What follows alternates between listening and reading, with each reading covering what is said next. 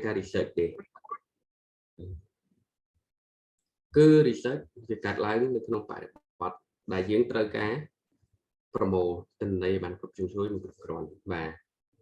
តើនេះអ្នកនរគ្នាកន្លែងហ្នឹង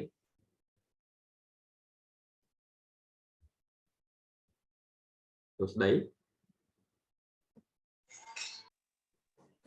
បាទគ្រូបាត់កង់បាទអញ្ចឹងអូខេវាសនាសុខវាសនាជាសុខវាសនា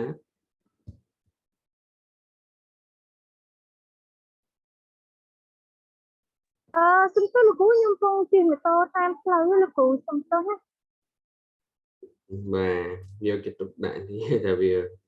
បាទអញ្ចឹងរៀនមើល slide មិនបានទេជិះម៉ូតូតាមផ្លូវអូខេអញ្ចឹងប្រយ័ត្នប្រយែងតាមផ្លូវមើលកន្លែងណាមួយ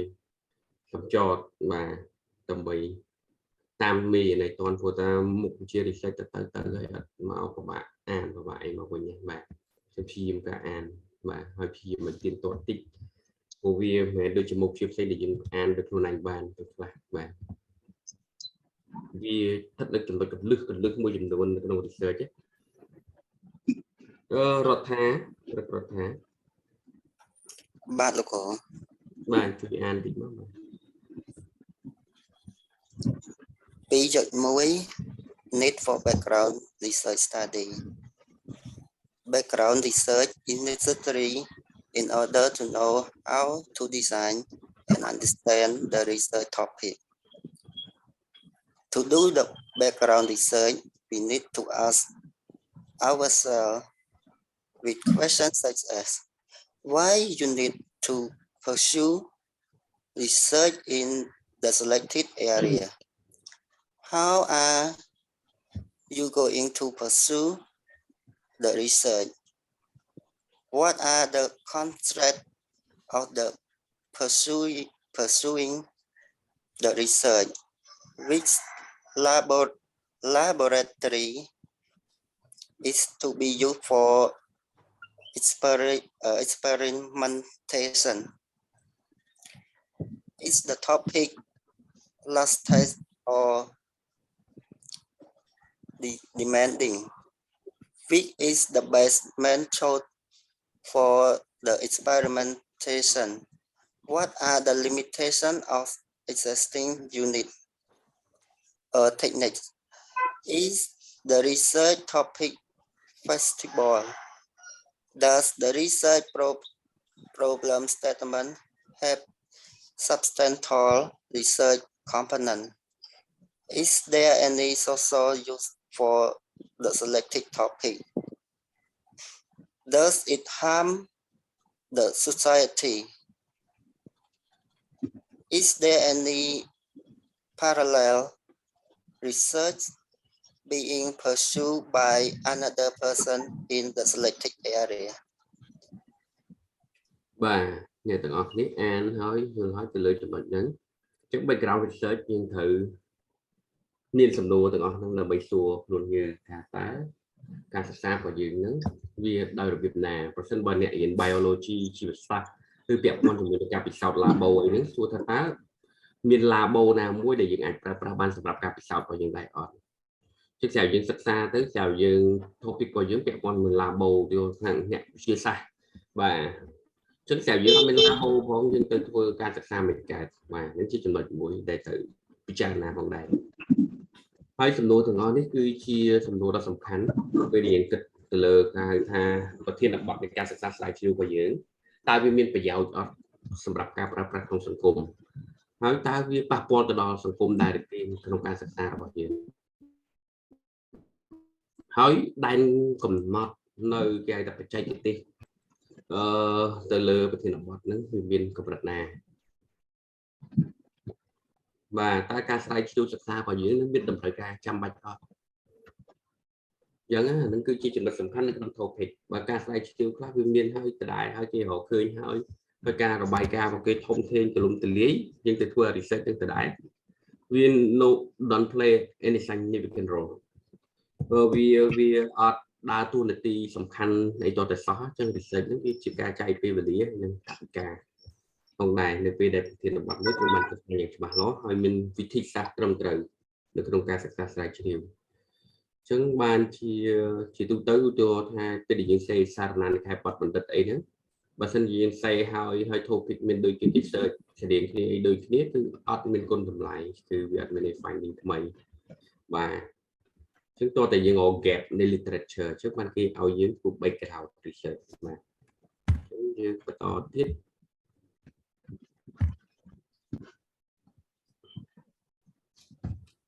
លៀមលីនបាទគ្រូ បាទជួយអានតិច 2.2 incorporating the background information. The information of incorporating background information provide the researcher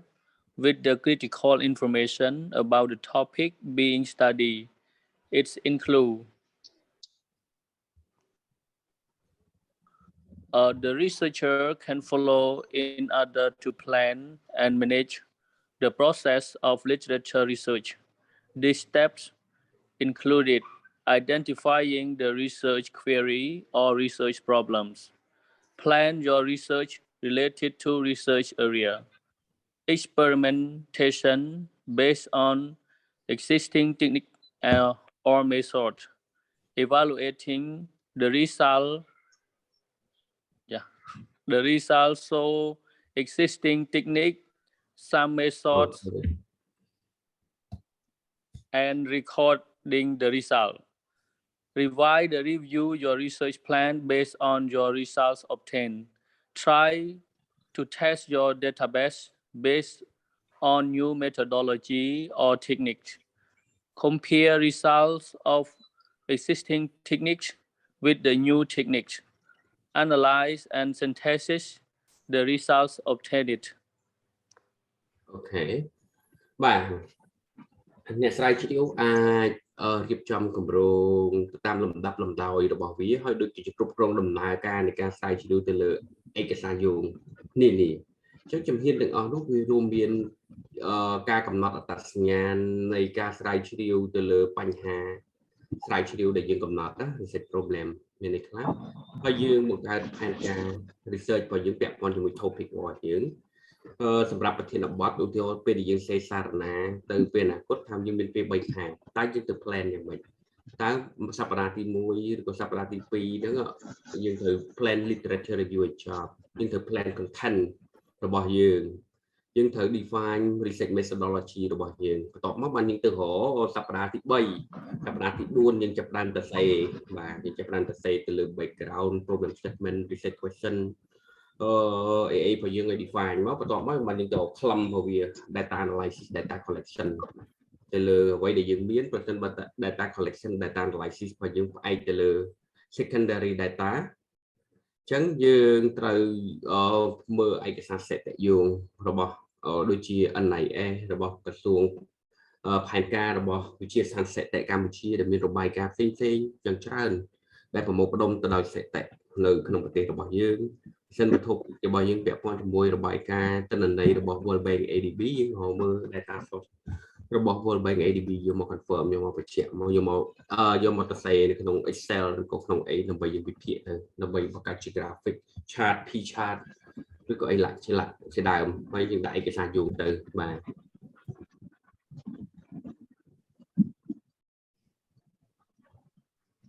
បាទអញ្ចឹងវាជាចំណុចអ្វីមួយដែលនៅក្នុងចំណុចទាំងអស់ហ្នឹងយើងត្រូវ make a research plan ណាបាទ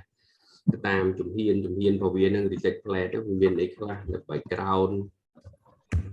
វាមានអីក្នុងរូបភាពហ្នឹងយើងបញ្ជាក់ detail វាមកធ្វើអីជាទូទៅនៅក្នុងការសិក្សាសាសនាគេឲ្យមាន plan បាទ plan របស់យើងពេលណាបញ្ចប់ប្រហែលខែចប់ proposal សម្រាប់ research ប្រហែលខែយើងដល់ជំពូកទី1ទី2ទី3នៅក្នុង plan នៃ proposal របស់យើងអញ្ចឹងទៅអញ្ចឹងបានគេអាចដឹងការវេលាបញ្ចប់បាន scope របស់វាយ៉ាងម៉េចអញ្ចឹងណាបាទអូខេសុគន្ធីអត់ទេសំអល់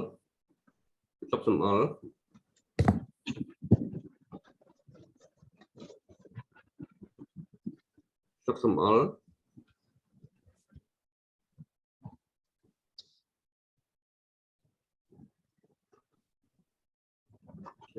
សំអល់អត់នៅទេសួរវិញ បាទ តែមុនស្ទាក់កន្លែងមុខជួយអានអត់ណាស់ហើយណោះ 2.4 the primary and secondary source of background តែមុន research ស្ទាក់កន្លែងនេះ primary source it is a document which is created while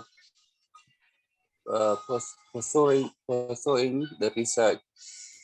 It is written by a researcher who lived during the time period of his and her research and wrote about the finding about it later. Secondary source, the secondary source of research have the primary source for the explanation about the background research. It also expresses the content of the background research. Primary source, experiment,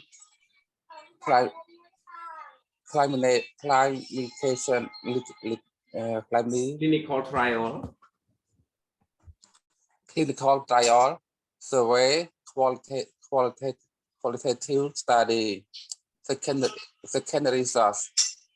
overview based on review with analysis, guideline by other research, decision analyze, economic analyze.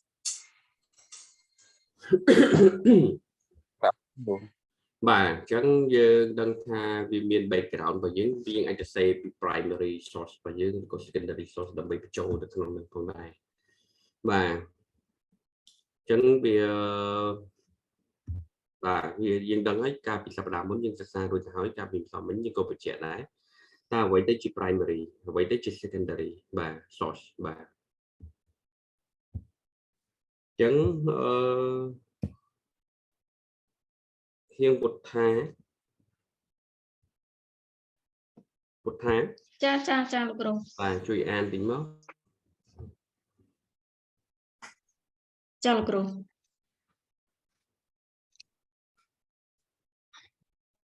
Resource for literature reviews 3.1 systematic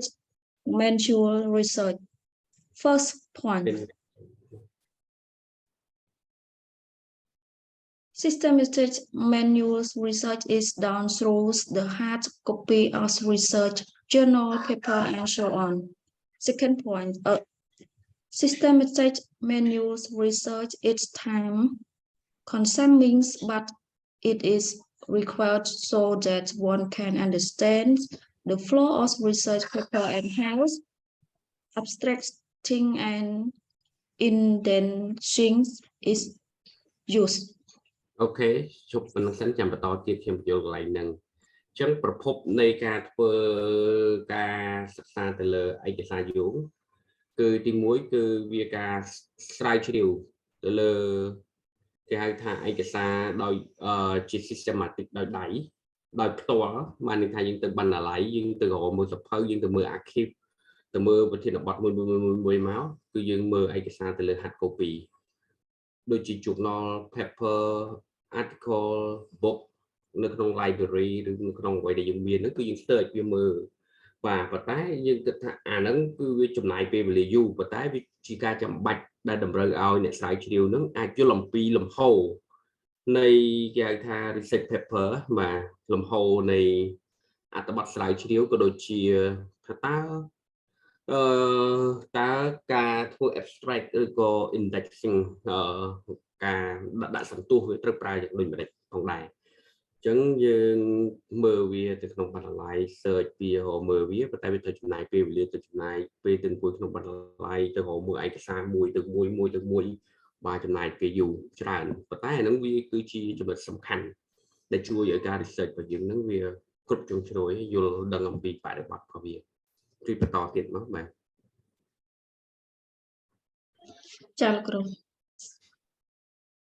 Snowball method. In this approach, it is necessary to first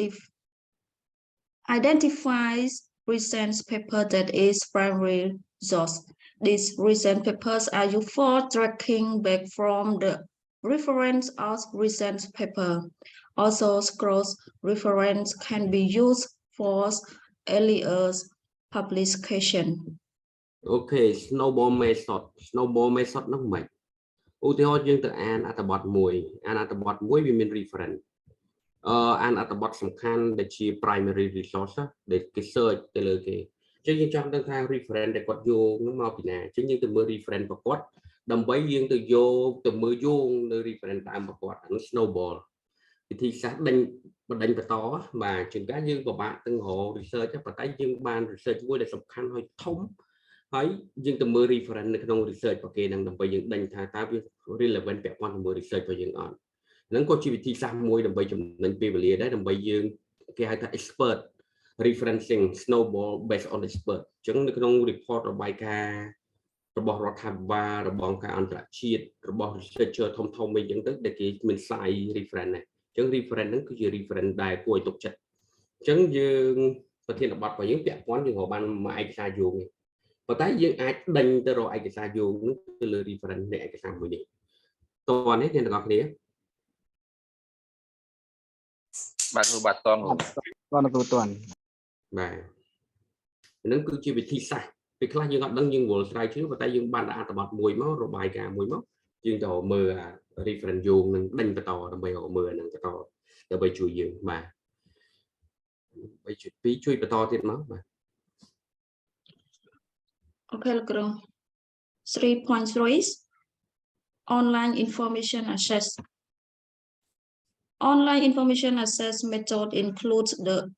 periodical visit to web pages of journals in order to know the content of recent issues. Study materials is available in various forms. One of the oldest way to conduct a literature review is through books and materials published in magazine. Okay, magazine that are available in libraries in the form of hard copy. Okay, check online information access. យើងដឹងហើយយើងទៅលើ web page របស់ journal យើងទៅលើ web page របស់ឧទាហរណ៍ទៅ web page របស់ក្រសួងសេដ្ឋកិច្ចហិរញ្ញវត្ថុអញ្ចឹងយើងទៅមើល publication ជុំមាន publication ស្ដីអំពីសេដ្ឋកិច្ចរបស់កម្ពុជាទាំងមូលមកគ្រប់ផ្នែកតាមអ្វីដែលគេមានអញ្ចឹងយើងទៅមើលអាហ្នឹងក៏យើងចង់ដឹងពីធនាគារជាតិនៃកម្ពុជាយើងទៅ web page របស់ NBC National Bank of Cambodia យើងទៅមើល publication គេមាន report annual report ប្រចាំឆ្នាំមានធនាគារពាណិជ្ជប្រមាណបើកនៅស្រុកខ្មែរមីក្រូហិរញ្ញវត្ថុប្រមាណពលរដ្ឋកម្ពុជាជាពាក់បំណុលប្រមាណបាទធនាគារជាពាក់បំណុលសរុបនៃធនាគារពាណិជ្ជនិងធនាគារឯកជនចំនួនប្រមាណមីក្រូហិរញ្ញវត្ថុប្រមាណខ្លះហើយអ្នកដែលដាក់លុយទៅក្នុងប្រព័ន្ធធនាគារមានប្រមាណតាមវិស័យខ្លះគឺវាមាននៅក្នុង website expert របស់គេនោះបើសិនយើងចង់ដឹងប្រព័ន្ធធនាគារយើងទៅ NBC យើងចង់ដឹងពីសេដ្ឋកិច្ចហិរញ្ញវត្ថុយើងទៅ National Bank of Cambodia យើងទៅ MEF ប្រសិនបើយើងចង់ដឹងអំពីស្ថានភាពរបស់គេការងារសង្គមកិច្ចការងារ labor យើងអាចទៅ NIS ជួយជំនួយបន្ថែមឬមួយយើងទៅក្រសួងការងារបាទដើម្បីដឹងអំពី report ទាំងអស់នៅ web page access បាទ UNDP World Bank ADB web page ទៅក្នុងហ្នឹងទៅយើងរកមើលឯកសារបាន check online បាទហ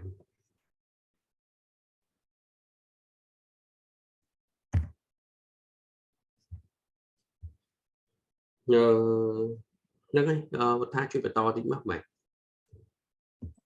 តាលោកគ្រូ Some online resource include Google Scholars is the best option. Google Scholars contains scholarly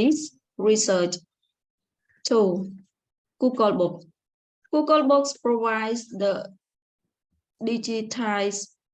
holdings the world's greatest academicians. 3. KVPD. KVPD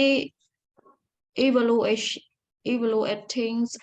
book, journals, papers, and websites. This is the free encyclopedias that anyone can edit.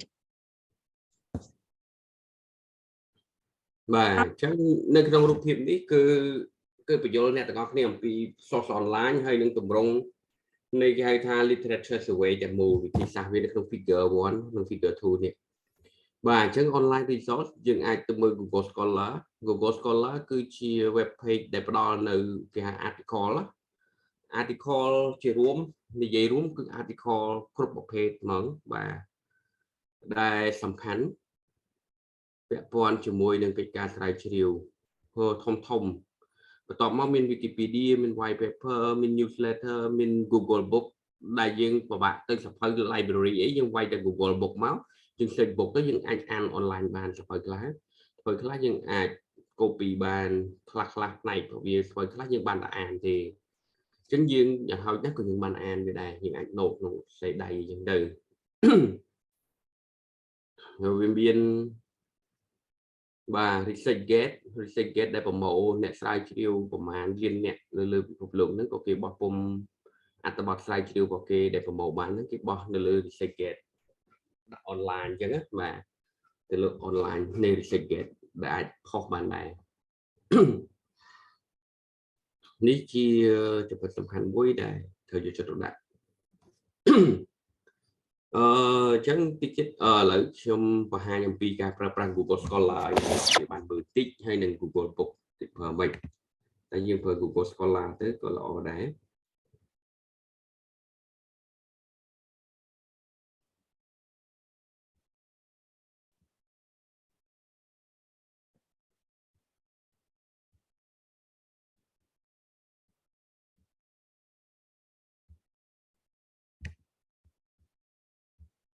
បាទឥឡូវយើងចូល page អានេះ Microsoft Edge យើងអត់ប្រើ Google ទេឥឡូវយើងគ្រាន់តែវាយ Google Scholar ចូលទៅអញ្ចឹង Google Scholar search យើងវាយ Google Scholar វានឹង load ទៅឲ្យ Google Scholar អញ្ចឹងយើង select ទៅលើ Google Scholar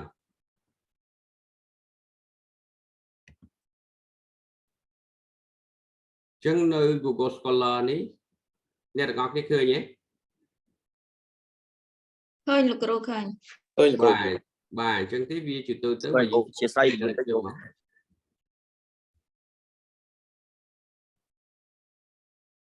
បាទអញ្ចឹងយើងមើលទៅក្នុង Google Scholar អញ្ចឹងនេះវាមាន article ឬក៏ case law ណាមួយ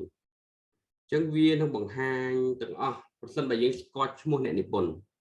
យើងក៏ទៅវាយឈ្មោះអ្នកនិពន្ធមកឧទាហរណ៍ថាអ្នកទាំងអស់គ្នាស្គាល់គេទិញទៅលុយតាមមានអត្ថបទអត់អញ្ចឹងវាយទិញទៅលុយចឹងមកវានឹង load ពាក់ព័ន្ធជាមួយនឹងឯកសារពាក់ព័ន្ធជាមួយអ្នកនិពន្ធបាទដែលមានអញ្ចឹងអ្នកទាំងអស់គ្នាអាចមើលជា PDF file គឺមានជា file ឬក៏ជា abstract ទៅតាមហ្នឹងអញ្ចឹងអ្នកទាំងអស់គ្នាវាយមកឃើញហើយទិញទៅលុយបាទ External Face of International Economic Integration គឺអ្នកទាំងអស់គ្នាអត់បានប្រមូលព័ត៌មានរញ៉ៃទេគឺអ្នកទាំងអស់គ្នានឹងបានព័ត៌មានស្ដីពី scientific research paper ដែលផ្ទាល់តែម្ដងដែលអ្នកនិពន្ធរបស់អញ្ចឹងទេអ្នកទាំងអស់គ្នានេះវាយឈ្មោះអ្នកទាំងអស់គ្នាវាយឈ្មោះស្គាល់ឈ្មោះអ្នកនិពន្ធបើអត់ស្គាល់ឈ្មោះទេអ្នកទាំងអស់គ្នាចង់ដឹងអំពី quality of education in Cambodia យើងអត់ចង់ដឹង quality education in the world ទេ quality of education in Cambodia quality of education in Cambodia អាហ្នឹងក៏ពាក្យកន្លឹះអញ្ចឹងវានឹង load នឹងឯកសារ research gate ឬក៏ផ្សេងដែលពាក់ព័ន្ធជាមួយនឹងកម្ពុជារបស់យើងហើយពាក្យកន្លឹះ education ហើយនឹង Cambodia ឬក៏ quality ដែលវាភ្ជាប់មក basic education in Cambodia quality and equity article higher education in Cambodia របស់ពុំ2009ក្នុង research gate supplementary education in Cambodia student perception toward private sector higher education in Cambodia អញ្ចឹងមានច្រើនណាស់នៅក្នុងហ្នឹងeducation reform in Cambodia issue and concern basic education tradition modernity and development of education in Cambodia strategy and policy for basic education in Cambodia historical perspective ឡាក់នឹងឡាក់អីចឹងទៅបាទយើងរកមើលតាមនោះទៅអានេះគឺជា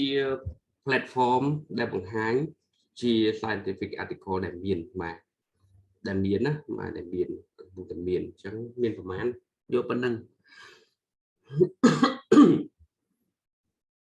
បាទអញ្ចឹងអ្នកទាំងអស់គ្នាអាចសាកល្បងប្រើហ្នឹងផងដែរអាចប្រើបានបាទប្រើអញ្ចឹងទៅដើម្បីយើងបានជា article ល្អៗយកមកមើលអញ្ចឹងដូចជាមិនមានអីទៀតទេយើងបន្តទៀត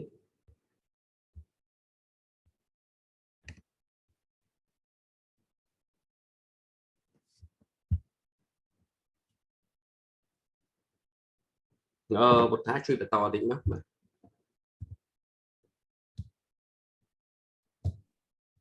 online resource មែនលោកគ្រូឬក៏ online resource on literature survey resource of literature survey resource on literature survey picture 2.2 snowball method online information systematic manual research based on hard copies of research journals and about snowball method based on primary source and then tracking back and about online information access based on periodical visit to web pages បាទអញ្ចឹងអ្នកទាំងអស់គ្នាចង់ធ្វើការស្ទង់មតិទៅលើឯកសារយោងប្រភពនៃឯកសារយោងទាំងអស់គឺមានវិធីសាស្ត្រ3គឺទី1តាមរយៈ hard copy ចូល library ទៅអានសៀវភៅទៅលើអីមើលទៅមើល archive ទៅមើលអីទី2គឺទៅមើល online បន្ទាប់ពីវិធីសាស្ត្រទី1និងទី2ហើយមួយទៀតគឺយើងដឹងថាទៅរកមើលតាមអីយើងទៅរកមើលឯកសារយោង primary source ណាមួយដែលគេមាន reference យើង tracking back ហៅ snowball អញ្ចឹងទាំងអស់នោះគឺធ្វើឲ្យយើងអាចប្រមូលប្រភពឯកសារយោងបានគ្រប់គ្រាន់គ្រប់ជ្រុងជ្រោយបាទនេះគឺជាវិធីសាស្ត្រនៅក្នុងការប្រមូល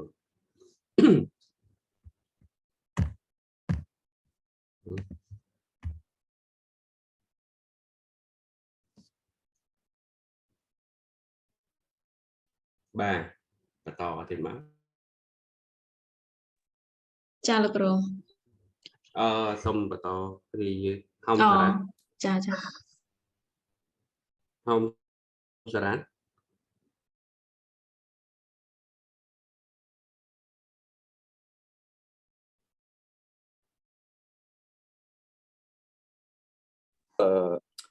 បាទធ្លាប់ឮថាដូចថាយើងចង់ research ពីអីមួយអញ្ចឹងយើងមាន website មួយដើម្បីឆែកមើលកុំឲ្យថា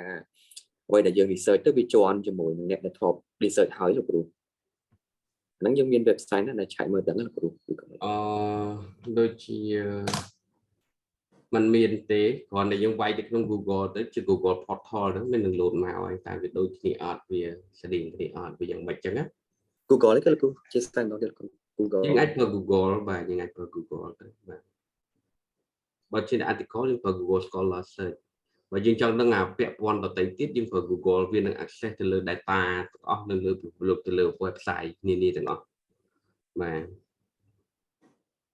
អញ្ចឹងលោកគ្រូដូចថាយើង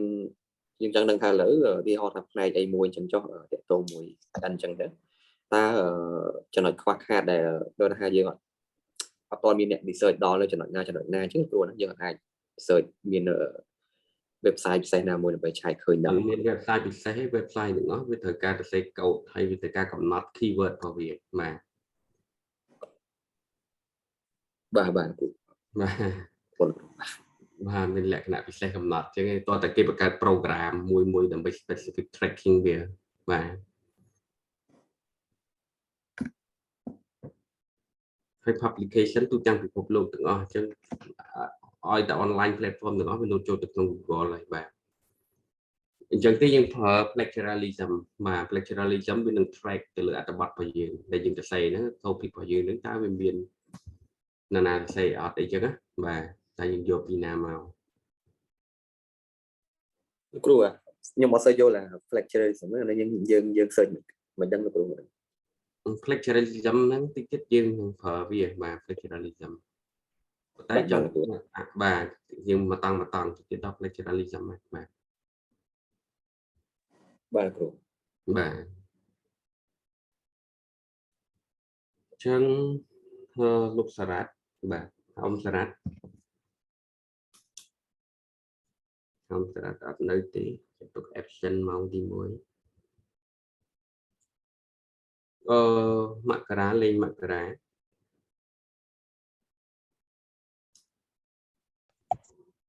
អធិស្ឋានលោកគ្រូកំពុងតែបើកឡាន លោកលេងបើកឡានញ៉ាំផ្លូវ បាទតន់ទៅដល់គោលដៅហ្នឹងគ្រូ អានសុខហេង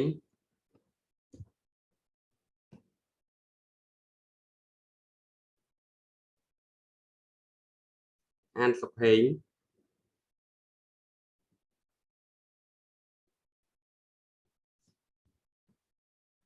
អានសុខហេងមានវត្តមានទេបាទ absent មកទី1យើងសុខហៀងលោកគ្រូសុខហៀងបាទលោកគ្រូបាទជួយអានទីមក All of the online resource used for literature survey should be evaluated using some parameters. Evaluating ebooks. Any book used for background research can be evaluated based on authority, information about the author and publisher of the book. Addressing information about the book. Each book is written for some specific audience in some specific context or general. Correctness has also consulted any other authority to find accurateness of result. Literature survey and problem statement. Neutrality. Each book is unbiased and discuss all the possibility of research problem relevant on time. Is the book new or old? If it is old, then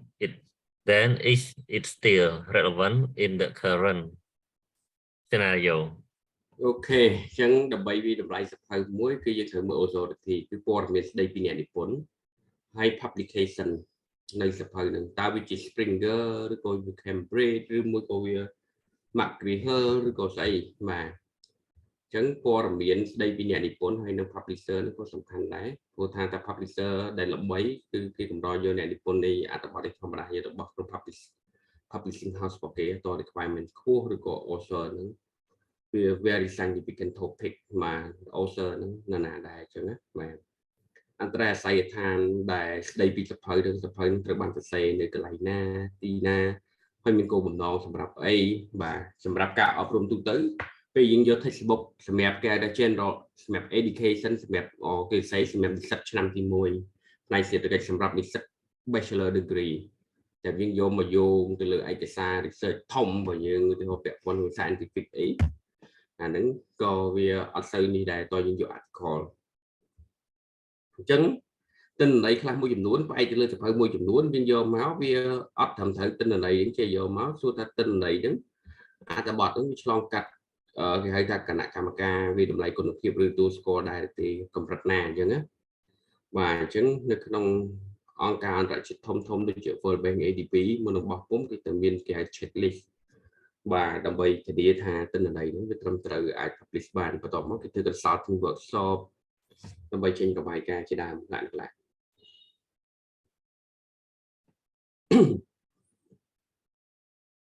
បាទអញ្ចឹងពាក់ព័ន្ធជាមួយនឹងភាពអព្យាក្រឹត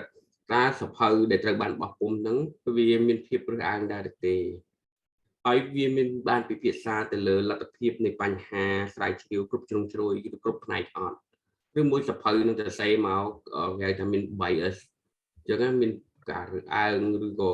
វាអត់មានភាពអព្យាក្រឹតណាជាលក្ខណៈវិទ្យាសាស្ត្រអញ្ចឹងសភៅហ្នឹងក៏គេអត់យកដែរឯកសារសរសេរ article ដែលសរសេរហ្នឹងក៏គេអត់យកដែរបាទ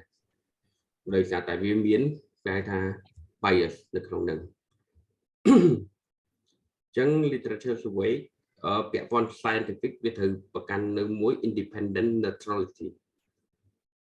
អញ្ចឹងពាក់ព័ន្ធមួយទៀតគេហៅថា relevant on time ពាក់ព័ន្ធមួយពេលវេលាតើអាសភៅឬក៏ឯកសារទាំងអស់ហ្នឹងវាថ្មីឬក៏ចាស់ ប្រសិនបើវាចាស់ទេតើវាពាក់ព័ន្ធជាមួយនឹងស្ថានភាពបច្ចុប្បន្នដែរទេខេសដែលសិក្សារបស់យើងហ្នឹង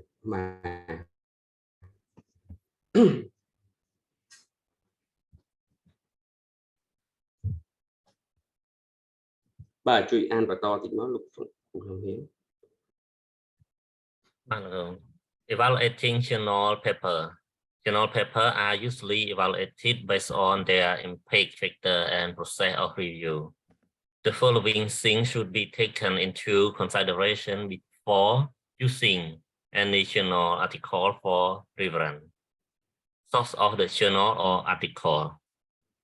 You have to look for the article from scholarly journal which are written by the expert in the research area.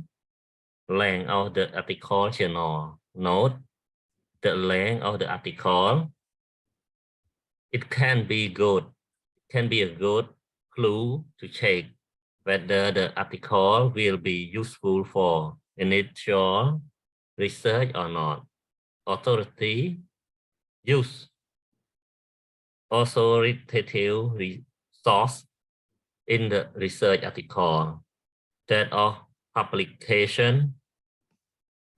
of research. We need the latest information in the research domain.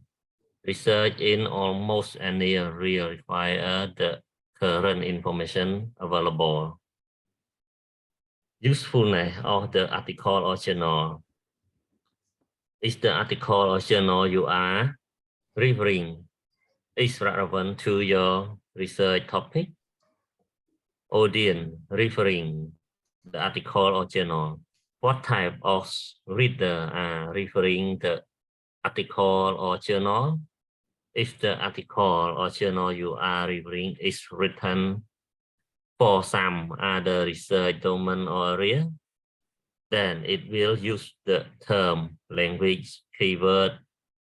special to that research domain. Okay. ចឹងដើម្បីវាតម្លៃឲ្យ journal paper មួយយើងធ្វើអានចឹង journal វាមាន impact factor របស់វា process review ចឹង journal ខ្លះមាន impact factor ធំពេលដែលបោះពុម្ពទៅគេហៅថា scientific indexing នៅស្រុកគេវាតម្លៃតួនាទីរបស់ professor របស់អីទៅលើគេហៅ revert ទៅលើអីហ្នឹងអាស្រ័យទៅលើ impact factor នៃ publication របស់គាត់តើ publication ហ្នឹងវាមានអតិពលកម្រិតណាកម្រិតវិទ្យាសាស្ត្រឬកម្រិតទូទៅអីយ៉ាងទៅអញ្ចឹងយើងត្រូវដឹងពីប្រភពរបស់វាទំហំរបស់ article ឬ journal ហ្នឹងអំណាចបាទហើយនឹងពេលវេលាការបរិច្ឆេទនៃការបោះពុម្ពភាពមានប្រយោជន៍របស់ article បាទដែលយើងចង់សម្ដែងនឹងតើវាមានប្រយោជន៍អីវាពាក់ព័ន្ធអីជាមួយ topic របស់យើងអញ្ចឹង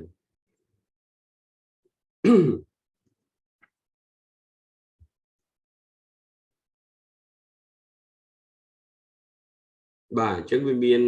ច្រើនវាមាន citation បាទជួយអានពីបន្តទៀតមកបាទអានឲ្យចប់ឡើយហ្នឹងបាទ Citation refer to the work published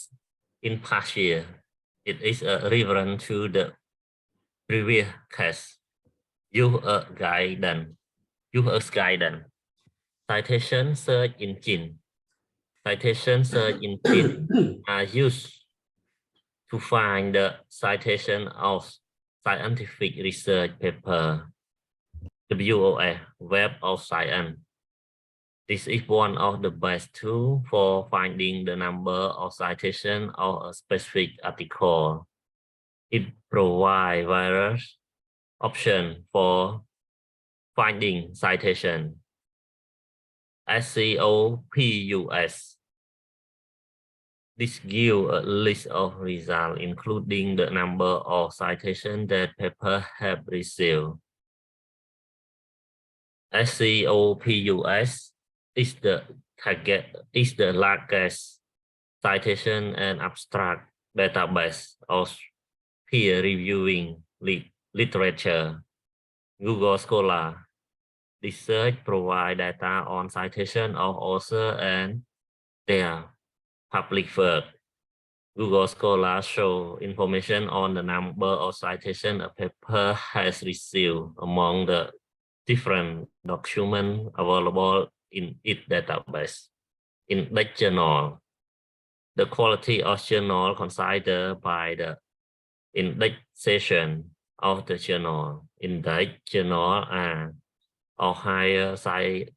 scientific quality as compared to non-index journal.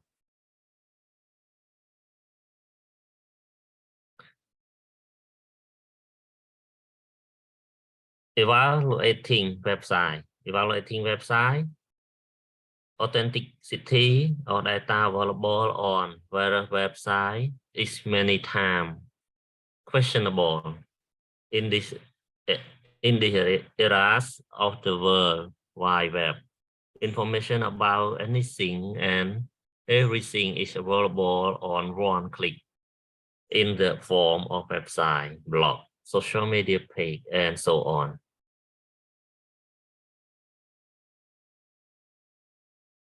ចំណុចកន្លែងហ្នឹងគឺសំខាន់ពាក់ព័ន្ធជាមួយនឹងការវិតម្លៃទៅលើ article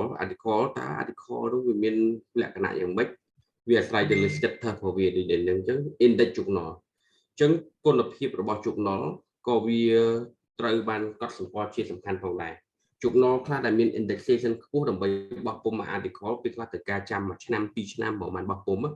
ចឹងការបោះពុម្ពរបស់យើងការស្រាវជ្រាវរបស់យើងរហូតដល់បោះពុម្ពចេញវាខ្លាចជារឿងចាក់បាត់ទៅហើយពេលខ្លះបាទដោយសារតែអ្នកនិពន្ធធំនៅលើពិភពលោកអ្នកស្រាវជ្រាវហ្នឹងក៏បញ្ជូនអត្ថបទទៅបោះពុម្ពនៅក្នុងអា journal លំដាប់បែបនេះចឹងពេលដែល article នៅក្នុងហ្នឹងគេជ្រើសរើស select best of the best ដើម្បី publish នៅក្នុង journal របស់គេចឹងអា journal ដែលមាន index កាន់តែខ្ពស់មកន័យថា reliability ហើយនឹង trust confidence កាន់តែខ្ពស់ផងដែរគឺវាមាន Google Scholar ដែលយើងបានប្រើមិញហ្នឹងវាមានប្រព័ន្ធ Scopus មាន Web of Science ដែលយើងប្រើទាំងអស់នឹង Citation Search Engine ក៏ជាវិធីសាស្ត្រមួយក្នុងត្រូវបានប្រើប្រាស់ដើម្បីធ្វើការវិតម្លៃទៅលើ article ផងដែរអញ្ចឹង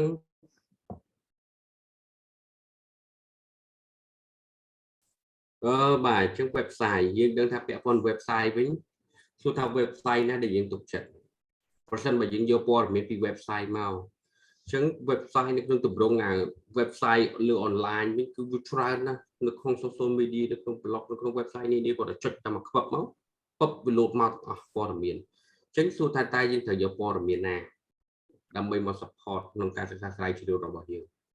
អញ្ចឹងយើងត្រូវវិតម្លៃប្រភេទ website តែ website នេះជា website អីគេ professional website របស់ស្ថាប័នស្រាវជ្រាវ website របស់រដ្ឋាភិបាលរបស់អង្គការដៃគូអភិវឌ្ឍន៍កម្រិតណាដែលទុកចិត្តមិនជា website ដែលជាទូទៅព័ត៌មានហើយយើងយកមកទេបាទហើយបើព័ត៌មានវិញតើ website ព័ត៌មាននោះគឺជាព័ត៌មាននៃ scientific ឬក៏ព័ត៌មាននៃ international forum international research finding វាជាកសែតសារព័ត៌មានទូទៅបាទអញ្ចឹងក៏យើងត្រូវគិតដែរ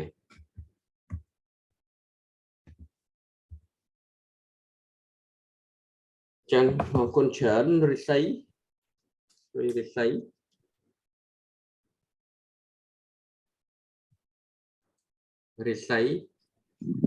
ចាលោកគ្រូបាទរិស័យនៅកន្លែងសុវត្ថិភាពដែរចាលោកគ្រូនៅដែរបាទជួយអានតិចមកចាំបាទចាលោកគ្រូ 3.1.1 Encyclopedias and dictionaries. Encyclopedias and dictionaries give us overall review of the selected research topic. It gives keywords and hints the researching. Electronic database, we can search more than thousands of the journals back a country or more through the electronic database. Conference papers. Researchers should attend the conference relevant to the area of research domain. Internet, it is valuable research valuable resource of getting most of the information. Library. The libraries are well equipped with different varieties of resources. បាទអញ្ចឹងយើងដឹងថាប្រភពព័ត៌មានយើងទៅយកព័ត៌មានណាអញ្ចឹងវាមាន encyclopedia encyclopedia ហ្នឹងពេលខ្លះវាបំរាស់រាប់ពាន់ទំព័រហ្នឹងវាសុខែព្រឹត្តិការណ៍ផ្សេងៗទាំងអស់មកពីក្នុងហ្នឹងឬក៏វចនានុក្រមដែលបញ្យល់ពាក្យដូចសម្ដេចជុនណាតឬក៏ Oxford Longman Dictionary អីចឹងណាគេបញ្យល់ពាក្យកន្លឹះពេលណាមួយដែលយើងត្រូវយកមកប្រើផងដែរពេលខ្លះ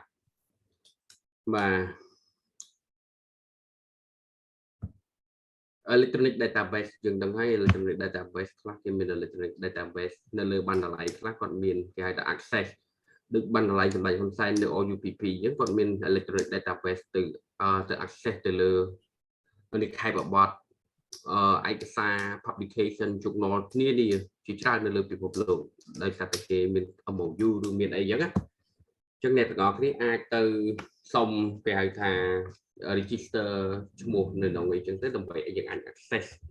ទៅ journal ធំនៅលើអន្តរជាតិបានមានពេលចូលបណ្ណាល័យទៅ access វាទៅគេមានកូដគេឲ្យយើងដើម្បីយើងបានអានគេហៅថានិកាយបទ article ស្រាវជ្រាវនានាកម្រិតអន្តរជាតិ website online ឯងក៏បានដែរតែយើងចង់ specific យើងអាចចូលទៅក្នុងបានបាទបន្ថែមទៀតដោយសារគេមានកូដបើចឹងទេយើងធ្វើបងលុយមួយទៀត conference paper គឺដោយសារឧទាហរណ៍ខ្ញុំចូលទៅជាអ្នកស្រាវជ្រាវខ្ញុំទៅ conference ខ្ញុំ present paper របស់ខ្ញុំ article ហើយខ្ញុំចូលរួមបោះ article នៅក្នុង conference ហ្នឹងអញ្ចឹងនៅក្នុង conference paper គេនឹង compile ទៅលើ paper របស់ researcher ចូលគ្នាអញ្ចឹងនៅក្នុង conference មួយហ្នឹងចេញជា report មួយមកគេហៅថា conference paper ដែលបានមកពី conference ហ្នឹងហើយគេធ្វើសង្ខេបគេធ្វើអីចឹងទៅ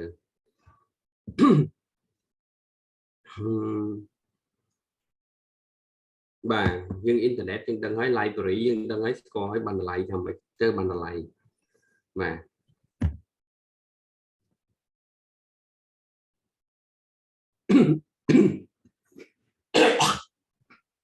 ចាំផ្លែត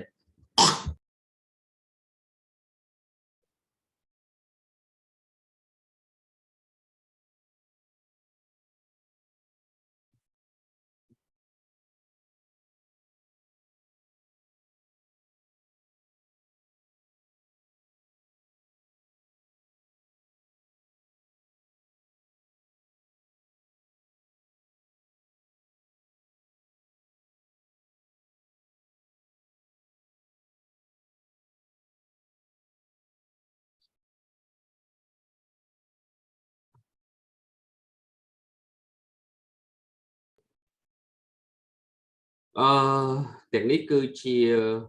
reputed journal impact factor journal impact factor is the most important measure to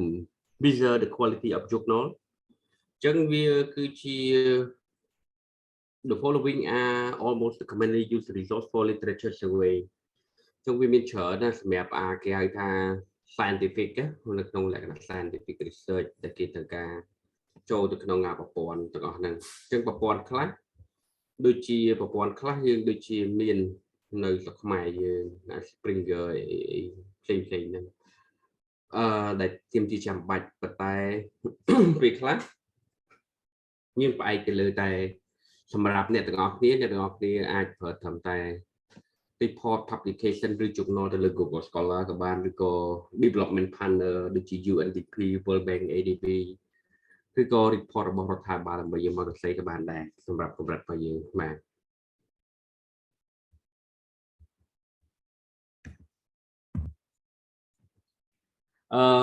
មួយវិញទៀតពាក់ព័ន្ធជាមួយនឹងទិន្នន័យប្រភពនៃព័ត៌មានផងដែរដែលបានមកពីការ primary resource តាមរយៈព័ត៌មានដែលយើងបានផ្ទាល់គឺតាមរយៈការសម្ភាសន៍ការធ្វើការពិភាក្សាជាក្រុមហើយនឹងការបង្កើត questionnaire ដើម្បីធ្វើ survey ចឹងជួយយើងអានបន្តកុងមករាបាទលោកគ្រូកុងមករាបាទជួយអានតិចមក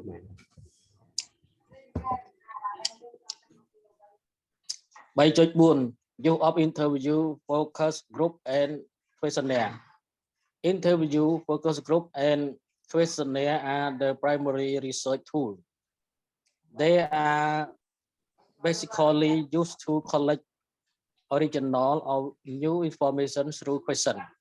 Data collection is a very important part of any type of research.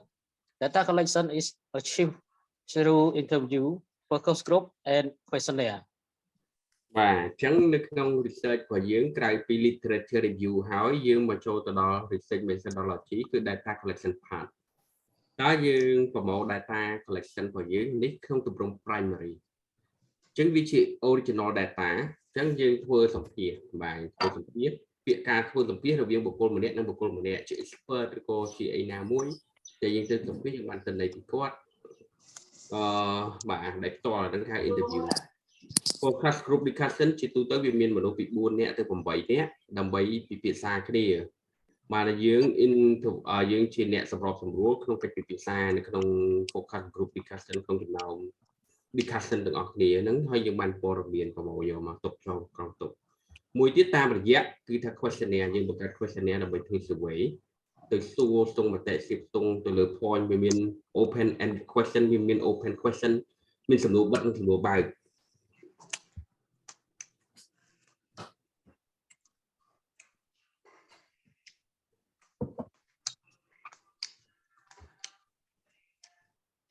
ចឹង interview វាធ្វើម៉េចបាទ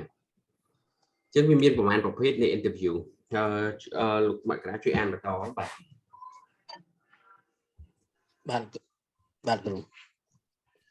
interview research interview explore the outlook understanding and perspective of individual on problem under research. Some important points to be considered while conducting the interview. Proper relevant question to be framed. There should be time limit for conducting interview. Opinion and feeling of the interview are important. Recording of interview from the respondent where appropriate. For sensitive or social issue, obtain permission to record the interview from respondent. Collect the demographic information of the interview. បាទអញ្ចឹងបាទនៅក្នុងចំណុចនៃការសម្ភាសន៍វាសំខាន់ទី1គឺអារម្មណ៍របស់អ្នកផ្ដល់សម្ភាសន៍ឲ្យដល់យើងតែយ៉ាងម៉េចដែរហើយសំខាន់បញ្ហាមួយចំនួនយើងត្រូវការ record សម្លេងទុកដើម្បីធ្វើជា transcription សម្រាប់ការវិភាគឬជាឯកសារយោងអញ្ចឹងវាជារឿងចាំបាច់ដែលត្រូវការសុំការអនុញ្ញាតរបស់អ្នកសម្ភាសន៍មុននឹងយើងធ្វើការថតទុកឯកសារហើយអ្នកសម្ភាសន៍ក៏យើងត្រូវការប្រមូលព័ត៌មានស្ដីពីភេទឬក៏វ័យរបស់គាត់ផងដែរបាទអញ្ចឹងយើងបន្តទៀតលោកបាក់កាជួយអានបន្ត Focus group. A focus group is more than the structured data collection from multiple individuals in one place. Focus groups are used to identify and explore how people think and behave. And they should rely on why, what, and how question. This data may be useful for qualitative analysis of research, which include textual or visual analysis, observation, and so on. Questionnaire. Questions are framed to get the answer from a group of people. Questionnaires are generally a fixed set of questions. Questions are framed to be generally of the following type: yes, no, or true, false, or correct, wrong. Multiple choice, rating or ranking, etc. Agree or disagree, or 1, 2, 3, 4. Okay អ្នកទាំងអស់គ្នានឹងមើលវីដេអូបន្ថែមទៅលើរឿងបង្កើត questionnaire ប៉ុន្តែក្នុងទម្រង់ questionnaire ឲ្យខ្លីឲ្យសាមញ្ញសក្ខែទៅនៅក្នុងការសិក្សារបស់អ្នកទាំងអស់គ្នាដែលធ្វើក្នុង topic នេះអ្នកទាំងអស់គ្នានឹងទៅធ្វើ develop questionnaire ដើម្បីធ្វើ survey សភាដែរ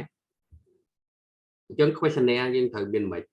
questionnaire ដែលយើងត្រូវបង្កើតឡើងវាមាន yes or no question true or false correct or wrong មានតែ select ប៉ុណ្្នឹងឯងហ្នឹងហៅបាត់បានថា yes or no true or false ប៉ុណ្្នឹងឯងសំណួរមួយទៀត multiple choice multiple choice អាច select 1 2 3ក៏បាន1ក៏បាន2ក៏បាន3ក៏បានយើងអាចមាន5 multiple choice អញ្ចឹងទៅវាមានឲ្យយើង select មកបានមួយវិញទៀតគឺបែប rating or ranking អញ្ចឹង agree or disagree ហើយមួយទៀតវាតម្លៃ1 2 3 4 5យើង agree មិន agree ក្នុងកម្រិតណាបាទឧទាហរណ៍ថា very bad bad moderate good very good ចឹងចប់វាមាន5 scale អញ្ចឹងទៅអាហ្នឹងគេហៅថា ranking question អញ្ចឹងយើង ranking តែអ្នកយល់យ៉ាងណាដែរចំពោះ ការអប់រំគុណភាពនៃការអប់រំនៅក្នុងកម្ពុជាបាទអញ្ចឹងវាមាន very bad bad moderate good very good អញ្ចឹងគេ select ទេបាទអញ្ចឹងយើងបន្តទៀត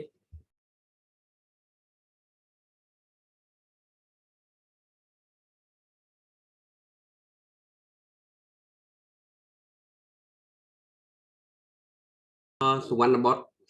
ជួយអានតិចមកខួនសុវណ្ណបុត្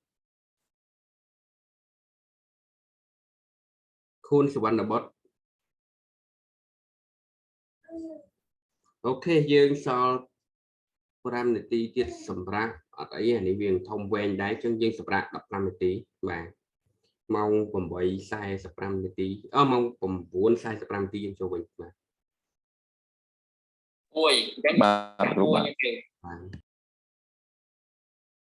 NT file paper. What is a file NT paper? What made it important? It is the paper that gives the idea about the file NTs, which concept contribution behind the research topic. It has the reader who understand the logic and methodology of the research topic. So as part of its unit purpose and her researchers who understand the research work correctly. With research paper, we can understand about what has already been discovered in research domain. What question demand answer? How the experiment condition? What is the time duration to conduct that experiment? Which tool equipment need to conduct the experiment? Detail about how the perform the experiment. ខាង5នេះហៅអាននេះគូ it scientific បាទអញ្ចឹងវាមានប្រឡប់មានរបស់វាអូខេអត់អីអូខេចំណុចនេះគឺយើងមានតម្រងបាទវាស្រៀងគ្នាទេតម្រងខ្លះដោយសារតែវាមានតម្រងខ្លះគេមាន title យើងត្រូវសេ abstract យើងត្រូវសេ introduction បន្ទាប់មក literature methodology បន្ទាប់មកវាមានផ្នែកក៏វាចឹងទៅបន្ទាប់មក result នៅក្នុង finding ទៅលើ experiment ឬក៏វិធីសាស្ត្រ software យើងវិភាគនឹងចូលវិភាគបន្ទាប់មក discussion and conclusion បន្ទាប់មក future scope អនាគតនៃការស្រាវ reference ក្នុងអត្ថបទអញ្ចឹងវាជាតម្រងមួយតែតម្រងវាប៉ះបែកគ្នាស្តីគ្នាទៅតាមហ្នឹងគឺខ្ញុំផ្ញើឲ្យអ្នកទាំងអស់គ្នាមើលហើយយើងអាចធ្វើទៅតាមតម្រងដែលខ្ញុំផ្ញើទៅហ្នឹងបាទ white paper ដូចជាយើងហ្នឹងហើយមិនអានក៏បានដែរនៅថ្ងៃគាត់តែយើងដឹងថានឹងពីអ្នកទាំងអស់គ្នាចំណាយពេលវេលាបន្ថែមដើម្បីមើលទៅគឺអ្វីទៅគេហៅថា white paper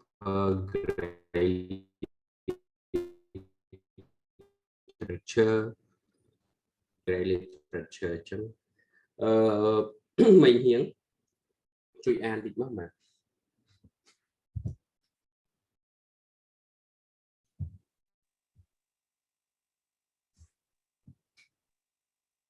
paper. A white paper is an authoritative report of an issue, solve a problem, and make a decision. It is used in the media, government, and business to business marketing. They make the consider as gray literature. A white paper is an article that states a company's position or philosophy about the social, political, or other subject, or a not too detailed technical explanation of an architecture framework or product technology posted by Margaret Rose. An information document issued by a company to promote or highlight the feature of a solution, product, service. They are sales and marketing document used to entice or persuade potential customer to learn more about or purchase a particular product, service, technology, or methodology. White paper is a value-added content that can add value to your deliverable and your career by mathematics.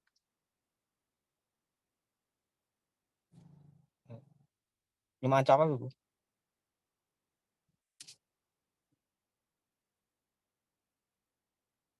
luôn. បាទអូខេប៉ុណ្ណឹងយើងដឹងថា white paper ដូចសៀវភៅសរបស់ក្រសួងការពារជាតិសៀវភៅសអីចឹងដែលយើងធ្លាប់ឮអាហ្នឹងជាហៅសៀវភៅសបាទ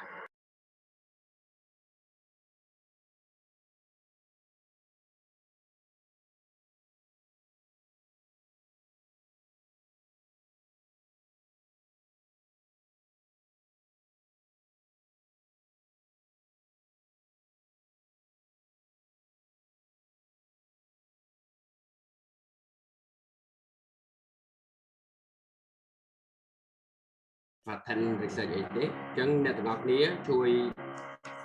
មើល research report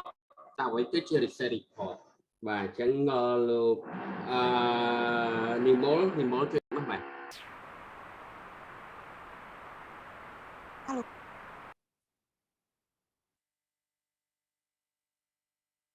និមលលោកគ្រូលើកលោកគ្រូជួយអានបាទ Research report as well draft document which outline the process, data, and finding out the systematic investigate. Their source as a fine hard account of the research process and consider as the objective and accurate source of information.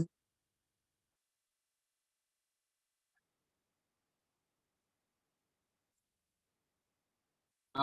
ញ្ចឹងចាំមើលអញ្ចឹងវាជា research report a well crafted document which outline the process data and finding of a systematic investigation. This shows as a first hand account of the research process and consider as an objective and accurate source of information. អញ្ចឹងតើអ្វីទៅជា research report អញ្ចឹង research report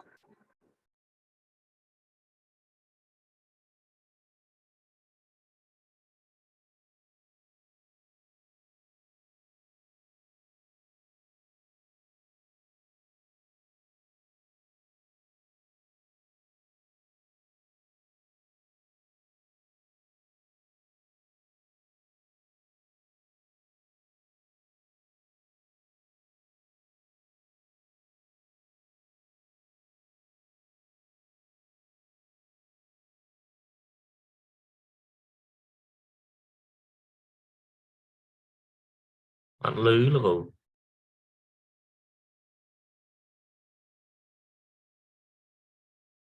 Lúc cô bật mute. OK research report បាទ research report តែចាំខ្ញុំ share research report ទៅ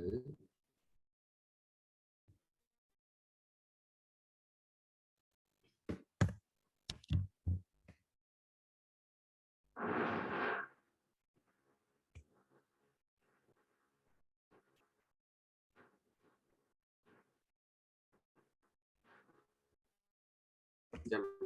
លេអោ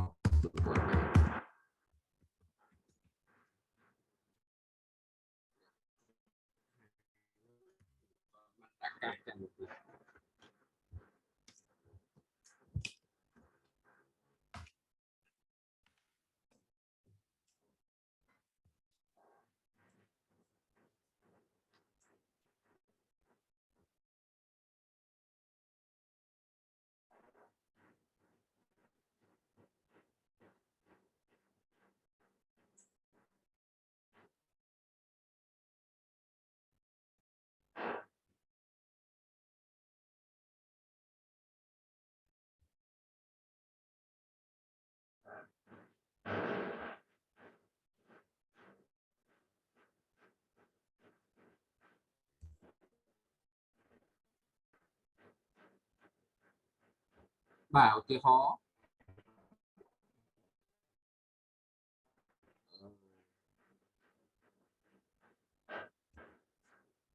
ដូរអត់បានអូខេអត់អីឧទាហរណ៍ដូចយើងឃើញនៅក្នុងនេះចឹង The World Bank Annual Report 2021 From Crisis to Green Resilient and Inclusive Recovery នឹងជា report បាទនឹងវាជាទម្រង់ report ណាបាទ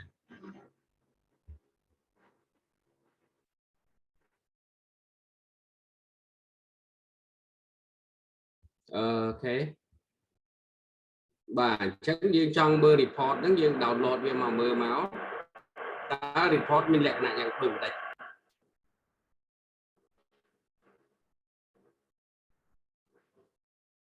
បាទ official PDF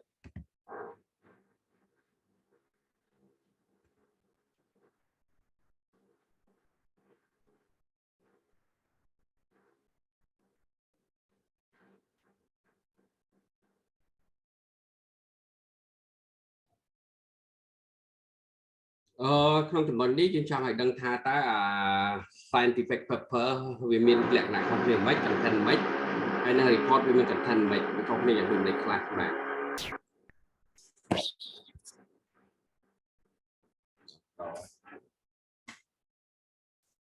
ខ្ញុំសេរីកាសនេះមើល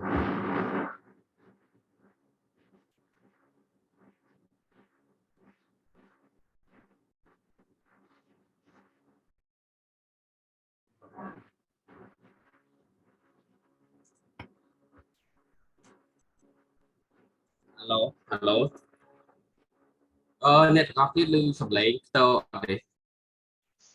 លើលោកគ្រូលើដូចមានសំឡេងអីរំខាននៅkiaហ្នឹងគ្រូសវរម៉ាស៊ីនហ្នឹងម៉ាស៊ីនអីគ្រូគេអត់បាទបាទសំឡេងវាលោកចូលហ្នឹងមកចឹងខ្ញុំដាក់ microphone array នៅក៏អត់ដើរទៀតបាទ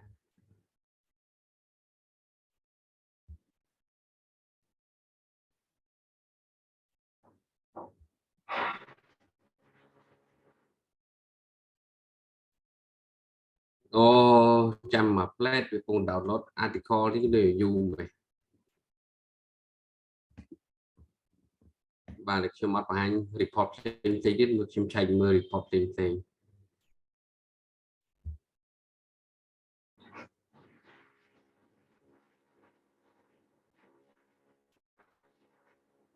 បាទ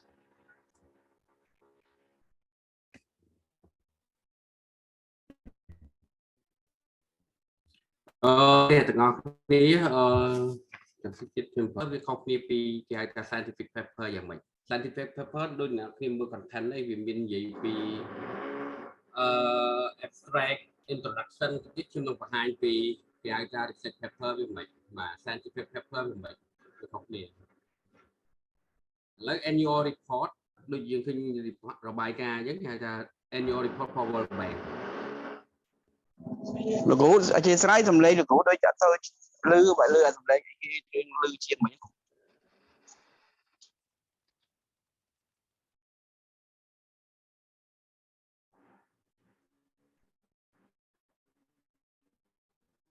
បាទឡូចាំអា plate ចឹងចាំបាទលោកគ្រូបាទ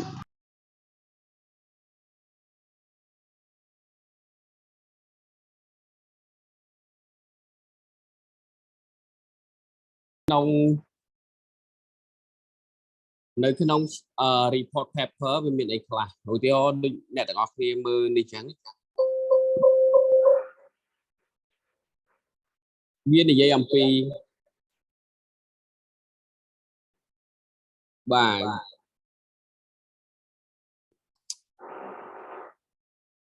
វានិយាយអំពី report paper ឧទាហរណ៍ថា report paper របស់ World Bank ស្ដីអំពី From Crisis to Green Resilient and Inclusive Recovery អញ្ចឹងនៅក្នុង report នេះគាត់បានបញ្ជាក់អីគេខ្លះបាទអញ្ចឹងគាត់និយាយអំពី content របស់គាត់introduction message from the president of the World Bank message from the executive director លក្ខណៈយ៉ាងទៅ message ឲ្យរឿងសំខាន់មួយចំនួនវាខុសពី content របស់ scientific research វាអត់មាន message អត់មានស្អីទេ វាមិនមែនជាតម្រង report ព្រោះថានៅក្នុងតម្រង scientific និយាយអំពី introduction background of research introduction research objective research goal research objective research question scope limitation ឡាក់បាទអញ្ចឹងភាពខុសគ្នានៃ report ហើយនឹង scientific paper វាខុសគ្នាត្រង់ហ្នឹងបាទ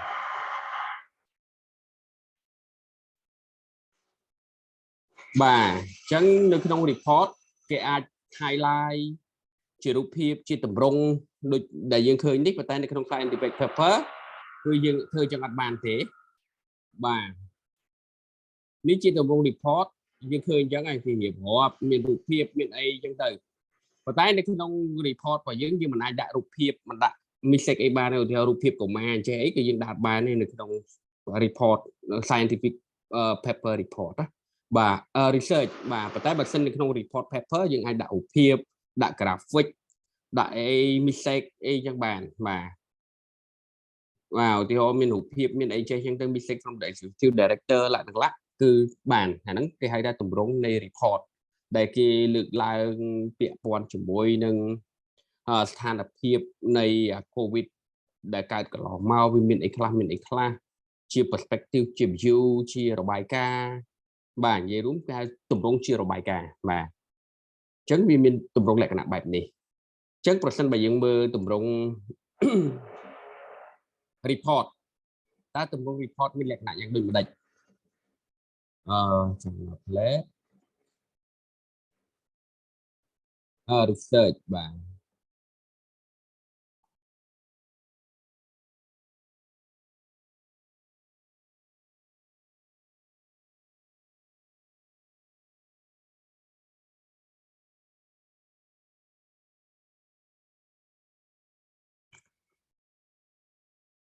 បាទទម្រង់ scientific research បាទដូចយើងឧទាហរណ៍ថាយើងឈ្មោះសាកលវិទ្យាល័យរបស់យើងចោះឧទាហរណ៍អញ្ចឹងឧទាហរណ៍នេះសាកលវិទ្យាល័យផ្សេង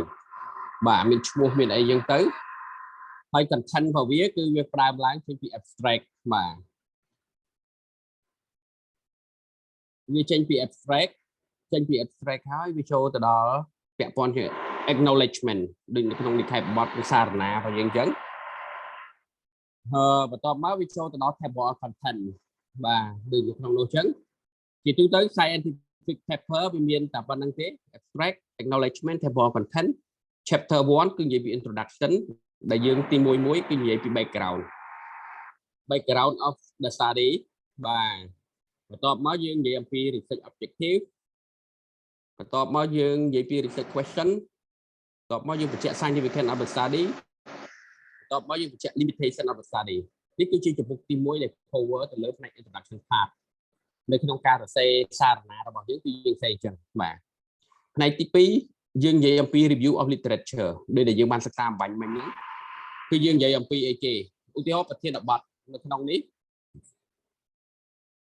ប្រធានបទរបស់គេ topic of research របស់គេចង់សរសេរអំពី direction of a welfare state Cambodian narrative and aspect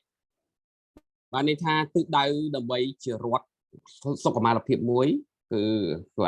បាទ Cambodia narrative and aspect អញ្ចឹងគេនិយាយពី welfare state អញ្ចឹងគេសិក្សាពីទ្រឹស្ដី literature review របស់គេសិក្សាពី concept of state development concept of a welfare state concept of human basic need ឧទាហរណ៍គេបញ្ចូលមកបានន័យថាតើទ្រឹស្ដីអំពីការអភិវឌ្ឍរដ្ឋយ៉ាងដូចម្ដេចអញ្ចឹងវាមានប្រទេសកំពុងអភិវឌ្ឍប្រទេសជឿនលឿនអីចឹងណាបាទអញ្ចឹងតើទ្រឹស្ដី concept របស់អ្នកប្រាជ្ញបុរាណstate modernization ការធ្វើឲ្យរដ្ឋទំនើបធ្វើឲ្យរដ្ឋមួយខ្លាំងដែលគេប្រើទ្រឹស្ដីអីគេប្រើ concept អីហើយសួរថាតើ welfare state ហ្នឹងវាមិនខ្លះបាទ concept ដើម្បី welfare state ដូចជា social protection social security ឡាក់អីចឹងទៅ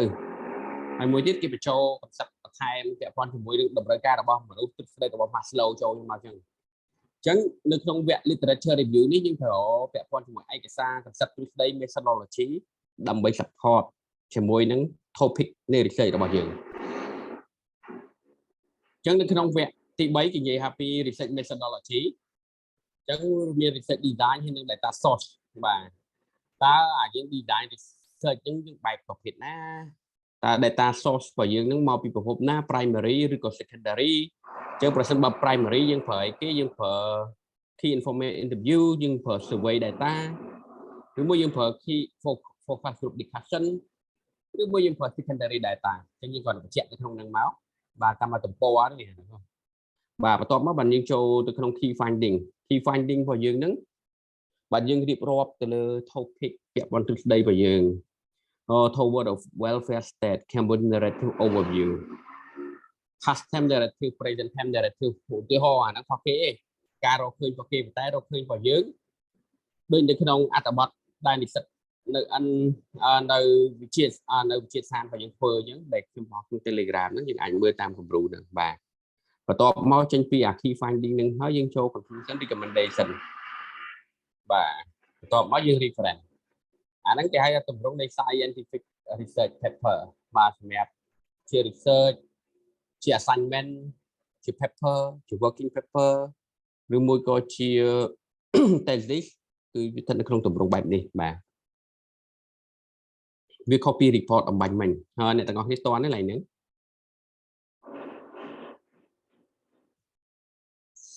សួស្តីតាន់គ្រូតាន់បាទអូខេ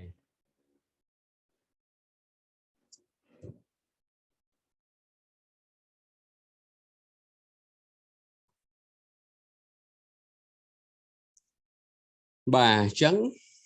លើចំណុចនេះយើងបានសិក្សារួចទៅហើយថាវា research report មានលក្ខណៈខុសគ្នាយ៉ាងដូចម្ដេចបាទជាមួយនឹង scientific research បាទ paper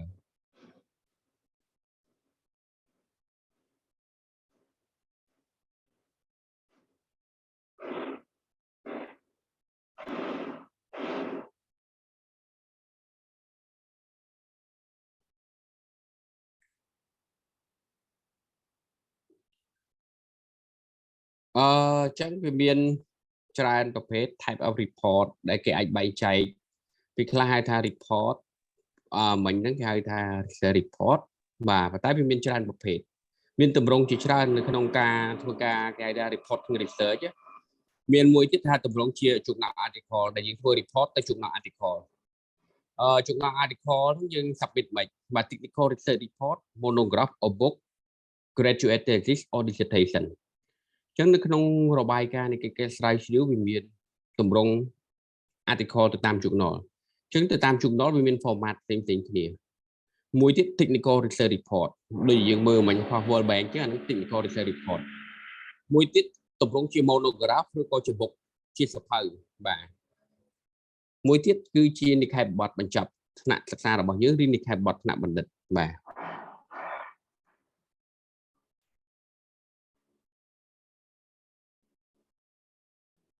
បាទដូចជាទូទៅវាមានទម្រង់ format ប្រហាក់ប្រហែលស្តៀងគ្នាដែរ title របស់យើងដែលនៅក្នុងទំព័រមុខ acknowledgement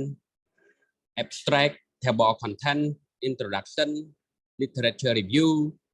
method and procedure result summary and conclusion បាទអញ្ចឹងវាមាន conclusion ទៀតទេ summary and conclusion ហ្នឹងវាចូលគ្នា list of reference and appendix ពេលខ្លះយើងមាន appendix យើងបញ្ចូល appendix អញ្ចឹងវាតម្រង់វា format ដូចគ្នាទេខុសតិចតិចក៏tôiអីចឹងប៉ុន្តែតម្រង់នៅក្នុង report គឺដូចគ្នាខ្ញុំនឹង share report ឲ្យអ្នកទាំងអស់គ្នាមើលមួយ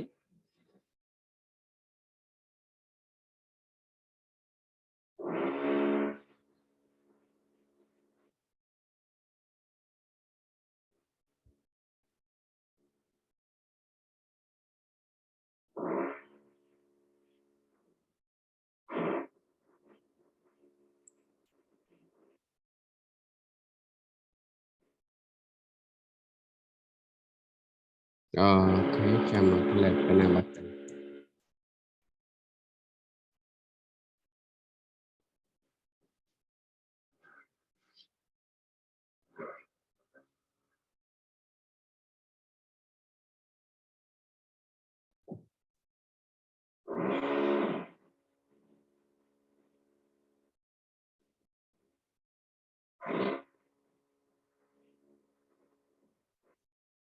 បាទទម្រង់នេះ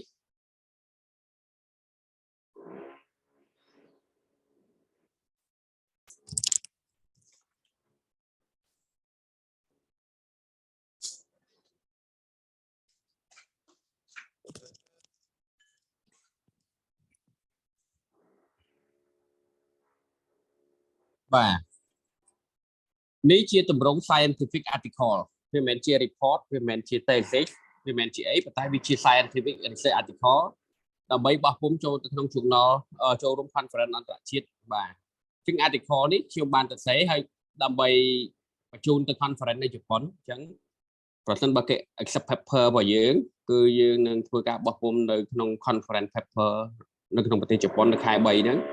ហើយនឹងទៅ present នៅទីនោះអញ្ចឹងវាពាក់ព័ន្ធជាមួយនឹងប្រធានបទរបស់យើងអញ្ចឹងនៅក្នុង scientific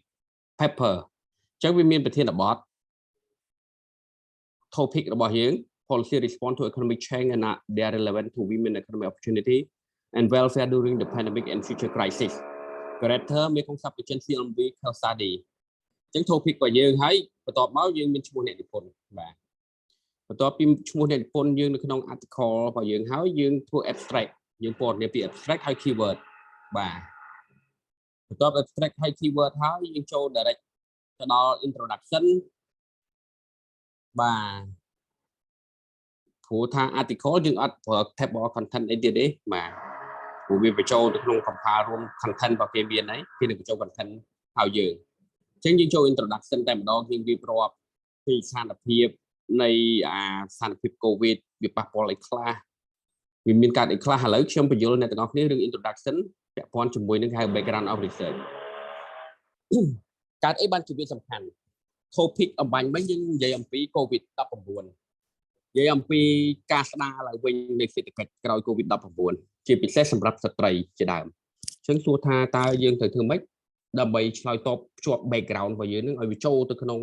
topic របស់យើងហើយនិយាយអំពីសារៈសំខាន់របស់វាអញ្ចឹងឥឡូវគ្នាយើងជួយអានតិចមើលឥឡូវខ្ញុំឲ្យអ្នកទាំងអស់គ្នា practice background research នឹងតិចបាទជាមួយនឹងreal research ហ្មងបាទវាយ៉ាងម៉េចហ៊ុនគៀបាទលោកគ្រូបាទជួយអានតិចមើលបាទ Introduction the global economy enter 2022 in a weaker position than previously expected as the new Omicron COVID-19 variant spread and the Russian-Ukraine war escalate countries have reimposed mobility restrictions and face higher inflation. It has continued to affect the economic of the CLMV, even though economic performance has been uneven among the 4 countries. The COVID-19 pandemic is having an unprecedented social, political, and economic effect on the economic of developed and developing countries. The global recession is projected. The longer this pandemic persists, the impact could also be disproportionately distributed across countries, with no exception for countries in the Mekong sub-region, having small and low-income countries face severe consequences given their weak health system,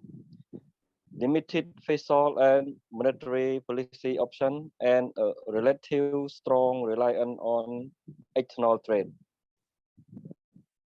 Manufacturing and tourism and hospitality might be the hardest hit sector. Internal and external demand drop significantly as consumers are staying at home, stores are closed, and others are canceled.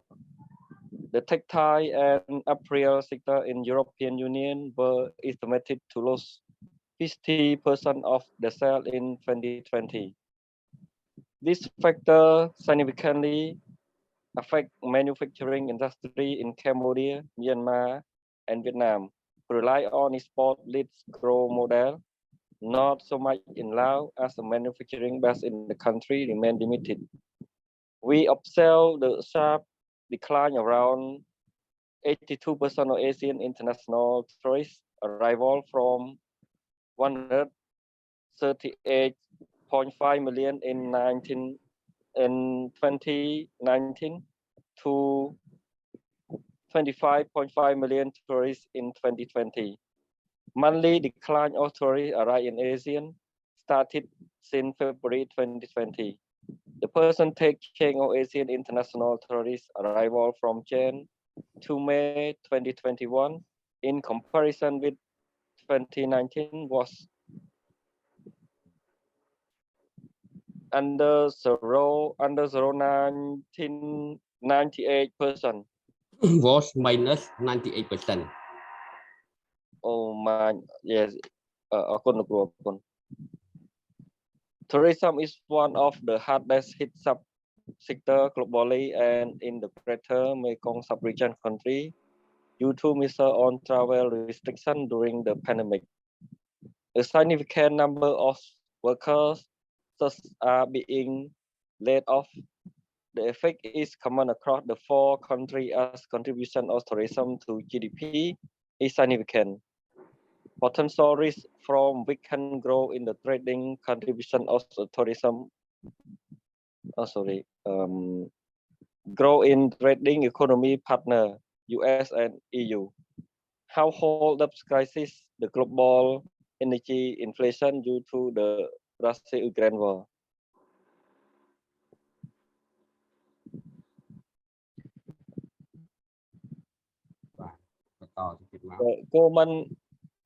The government in the CLMV country have implemented a range of health and economic measures to mitigate the shock. An example is the cash transfer program to poor and vulnerable groups who have been affected because of job loss. The regional government of Cambodia has implemented 7 stimulus measures commencing July 2020. Among the measures are cash transfer to around 100,000 of the most disadvantaged and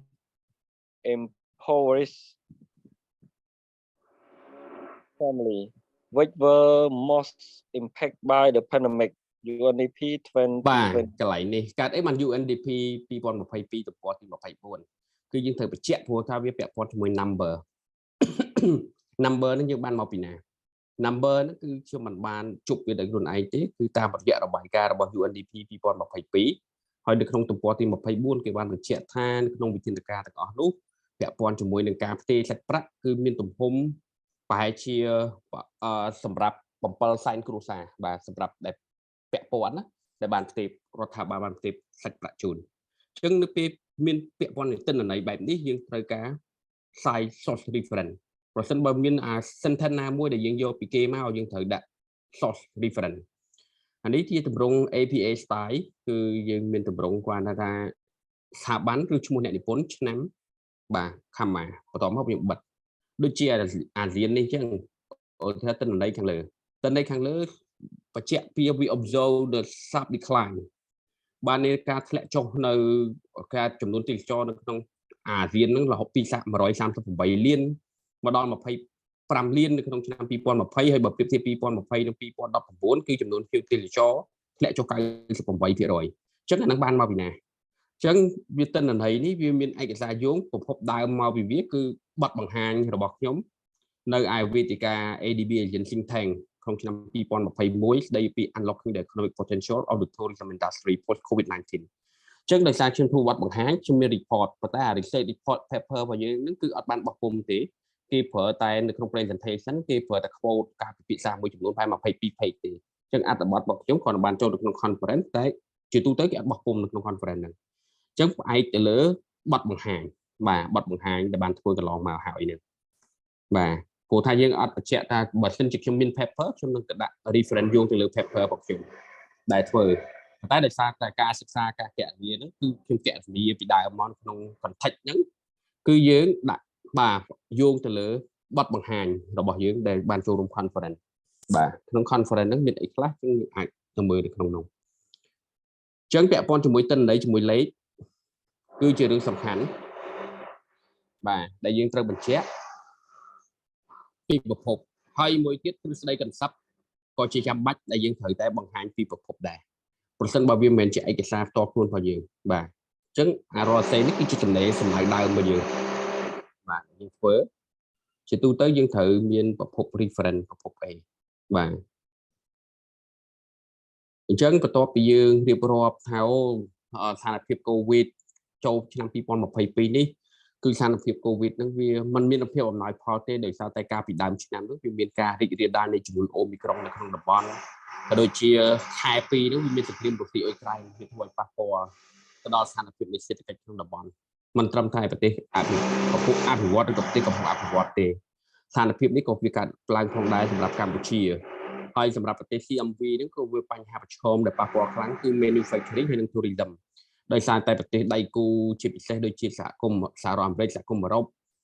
ដែលធ្លាក់ចុះ decline ក្នុងតម្រូវការក៏ដូចជាវិបត្តិបំណុលគ្រួសារដែលកើតឡើង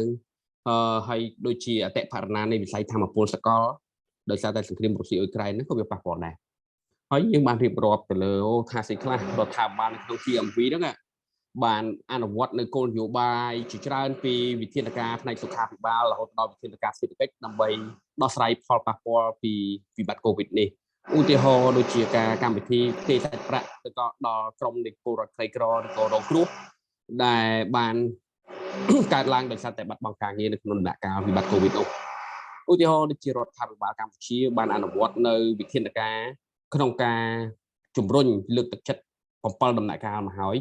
តាំងពីខែកក្កដាឆ្នាំ2020មកហើយក្នុងចំណោមវិធានការទាំងអស់នោះមានការផ្ទេរសាច់ប្រាក់ប្រហែលជាដល់ទៅ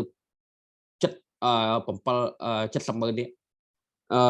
700,000នេះបាទសម្រាប់គ្រួសារដែលរងគ្រោះដែលក្រីក្រដែលមានផលប៉ះពាល់ដោយកូវីដហ្នឹងណាបាទអញ្ចឹងទោះបីជាវាមាននៅស្ថានភាពល្អប្រសើរយ៉ាងណាក៏ដោយអញ្ចឹងយើងរៀបរាប់មកបាទអញ្ចឹងយើងយល់ឃើញថា social protection would be crucial in addressing the difficulty and minimizing the socio-economic impact of the COVID-19 pandemic ទាញចូលទៅរកគោលនយោបាយដែលយើងចង់ support ទៅលើ topic របស់យើងបាទអញ្ចឹងយើងដូច topic របស់យើងអញ្ចឹងយើង social protection រៀបរាប់វាអញ្ចឹងរៀបរាប់បន្តរហូតមកបានយើងទៅដល់ research objective របស់យើងអញ្ចឹងតើអ្វីទៅជា research objective នៅក្នុងប្រធានបទមួយហ្នឹងគឺ the purpose of this research article focus on the impact of government worker and policy response to economic change in the Great Chemical Fabrication CLMV especially Cambodia to the pandemic អញ្ចឹងគោលបំណងការស្រាវជ្រាវនៃអត្ថបទវិទ្យាសាស្ត្រមួយនេះគឺផ្ដោតទៅលើផលប៉ះពាល់ទៅលើកម្មករកាត់ដេរក៏ដូចជាគោលនយោបាយឆ្លើយតបចំពោះការផ្លាស់ប្ដូរសេដ្ឋកិច្ចនៅក្នុងតំបន់ទន្លេមេគង្គដែលមានប្រទេសកម្ពុជាឡាវភូមានិងវៀតណាមជាដើមជាពិសេសប្រទេសកម្ពុជាចំពោះផលប៉ះពាល់នៃ pandemic អញ្ចឹងសួរថា research question របស់យើងសួរអីគេក្នុង research ហ្នឹងគឺយើងសួរតែមួយសំណួរឯងWhat are the options for immediate employment and social policy response in supporting workers mostly in the female and informal sector អញ្ចឹងនៅក្នុងផលប៉ះពាល់ COVID ហ្នឹងក្នុង article ហ្នឹងយើងចង់សួរថាតើអ្វីទៅជាជំរើសដែលបន្ទាន់បំផុតហើយសំខាន់បំផុតសម្រាប់ការបង្កើតការងារក៏ដូចជាការឆ្លើយតបផ្នែកគោលនយោបាយសង្គមគិច្ចនៅក្នុងការគ្រប់គ្រងពលករដែលជាភាគច្រើនបំផុតនៅក្នុងវិស័យដែលមានស្ត្រីធ្វើការងារហើយនិងវិស័យក្រៅផ្លូវការអញ្ចឹងយើងដឹងថា informal economy វាមាន 90% ជាងតើអ្វីទៅជា immediate employment and policy option ដើម្បីឆ្លើយតបវាអញ្ចឹងបើយើងទៅសិក្សាពី policy សិក្សាពី research នៅក្នុងបណ្ដាប្រទេសទាំងអស់របស់ដៃគូរបស់យើងហ្នឹងគេរកឃើញអីខ្លះ primary data ដែលប្រមូលបានទាំងអស់ហ្នឹងពី5 6 expert opinion survey នៅក្នុងប្រទេសឡាវបាទ social economic impact នៅក្នុងប្រទេសមីយ៉ាន់ម៉ាដែលមីយ៉ាន់ម៉ា team ស្រាវជ្រាវឃើញបាទដូចជាការស្រាវជ្រាវ gender sensitive assessment នៅក្នុងប្រទេសវៀតណាមគេរកឃើញអីខ្លះទាំងអស់ហ្នឹងបាទយើងបូក compile ចូលគ្នាមកជាមួយនឹង research នៅក្នុងប្រទេសខ្មែររបស់យើងដែលមាន expert opinion survey simulating economy employment supporting job and income នៅក្នុងស្រុកខ្មែរដែលយើង finding round 1 round 2 ដែលហ្នឹងយើងប្រមូលទិន្នន័យមកយើងវិភាគស្ថានភាពមើលឃើញអីខ្លះ policy response key information interview ទាំងអស់ហ្នឹងពេលយើងធ្វើវិភាគឲ្យអស់យើងរកឃើញ policy recommendation ទៅធ្វើអីសម្រាប់រដ្ឋាភិបាល policy CLMV ទាំង4ប្រទេសហ្នឹងទៅធ្វើអីបាទ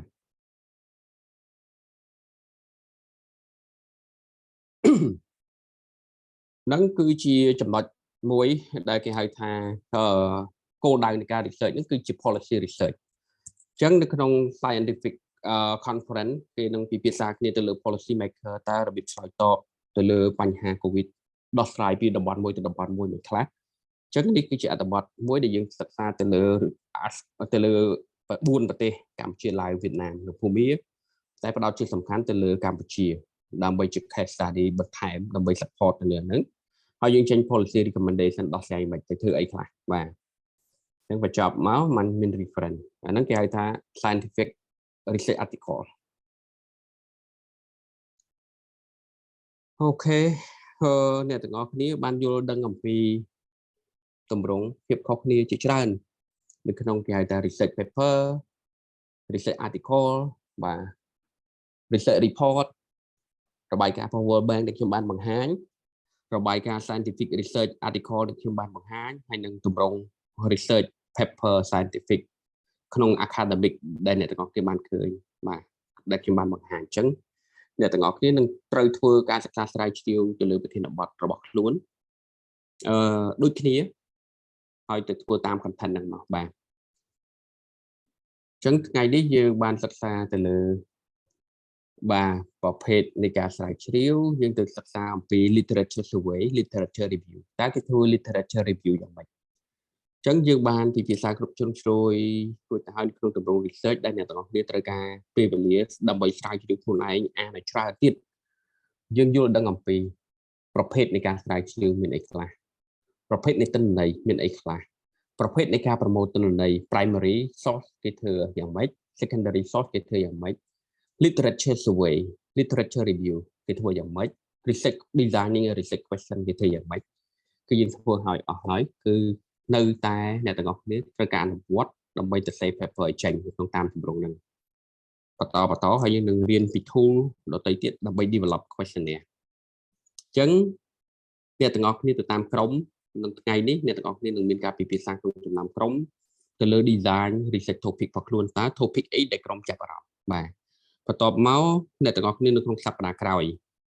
គឺអ្នកទាំងអស់គ្នាត្រូវតែបង្ហាញអំពី content នៃ research របស់ខ្លួន background of research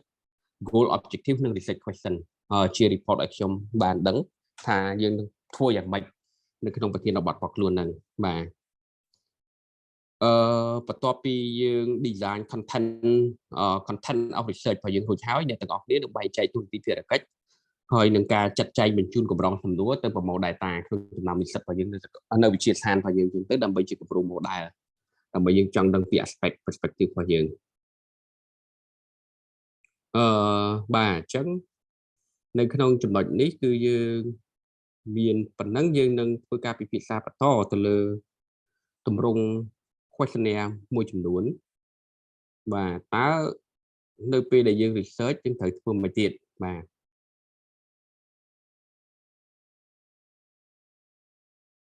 លោកគ្រូតើតួងមួយអាស័យមែនលោកគ្រូឲ្យហ្នឹង research ហ្នឹងបែប research paper ឬក៏មិនលោកគ្រូបាទ research paper academic research paper បាទ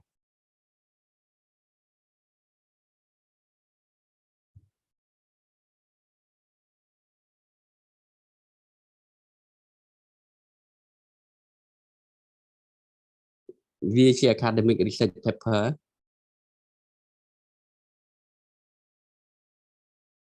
ហើយយើងអាចចង់ធ្វើជា survey quantitative ឬក៏យើងអាចចង់ធ្វើជា structure interview អញ្ចឹងថ្ងៃនេះយើងនឹងសិក្សាអំពីរបៀបបង្កើតកម្រងសំណួរហើយរបៀបសួរសំណួរសម្រាប់យើងធ្វើជា quantitative និង qualitative ជាទម្រង់បាទមានអីខ្លះ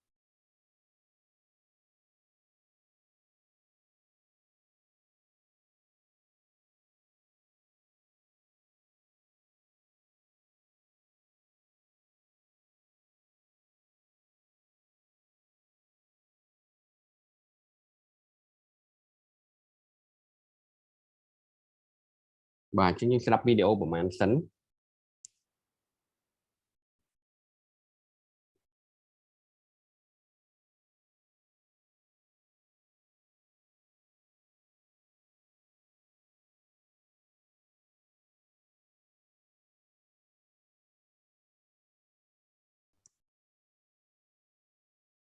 ចឹងដោយសារតែប្រធានបទនេះគឺខ្ញុំចង់ឲ្យអ្នកទាំងអស់គ្នាប្រើគឺហៅថា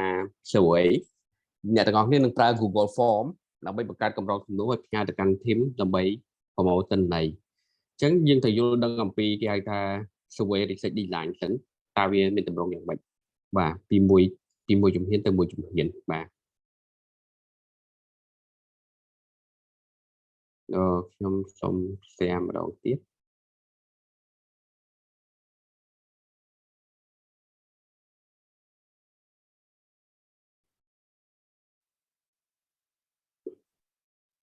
ខ្ញុំនឹងបន្ថយល្បឿនឲ្យយឺតដើម្បីអ្នកនរគ្នាអាចស្ដាប់បានស្រួលបាទអញ្ចឹងអ្នកទាំងអស់គ្នាអាចស្ដាប់បានបាទ Hi, my name is Josh Cooper, and I'm going to be giving a presentation on the survey research design so that you may learn more about it and understand it if it's something that you've never heard of before. So what is survey research? It's quantitative research using statistics to analyze the data. You're administering a survey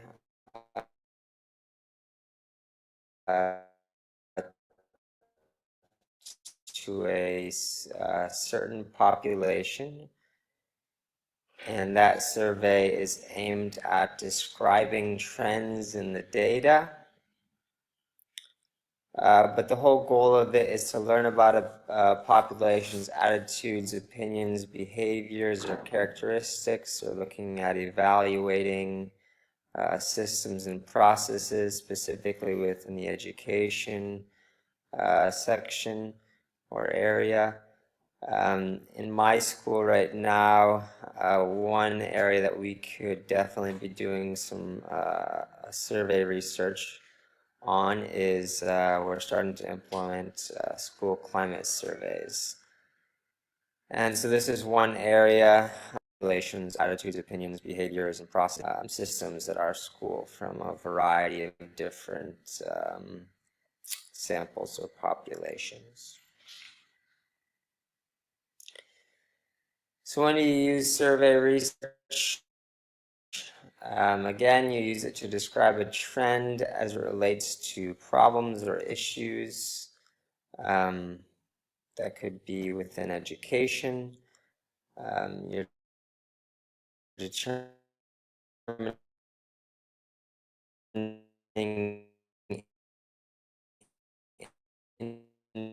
individual or សួស្ដីអ្នកទាំងអស់គ្នាស្ដាប់វីដេអូបានទេ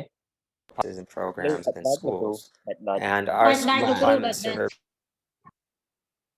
បាទអ៊ីនធឺណិតវារៀងយឺតនៅនេះខ្ញុំមើលទៅវាដាច់បាទចេះដឹងហើយចាំមកផ្លែតខ្ញុំទៅកន្លែងអ៊ីនធឺណិតខ្លាំងតិចអ្នកទាំងអស់គ្នាស្ដាប់ឡើងវិញគេថាអត់អីទេបាទ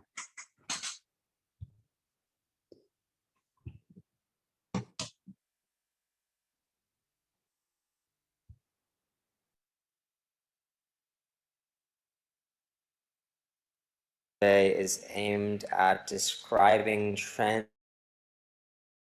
in the data. But the whole goal of it is to learn about a population, so looking at evaluating វាដាច់ចាំមកផ្លែតបាទ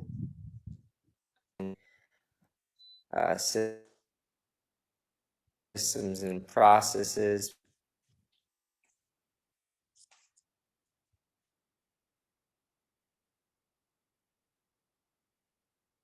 particularly with education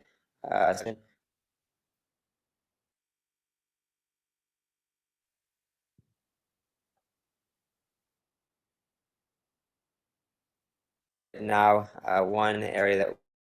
we could definitely be doing some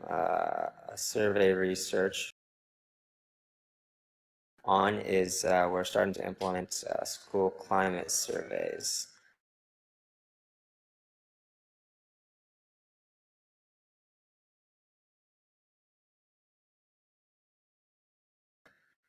And so this is one area that we could learn about behaviors. So when you use survey research, again, you use it to describe a trend as it relates to problems or issues that could be within education.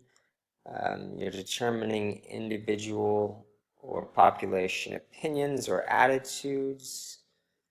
which then can help identify beliefs or attitudes towards a certain situation.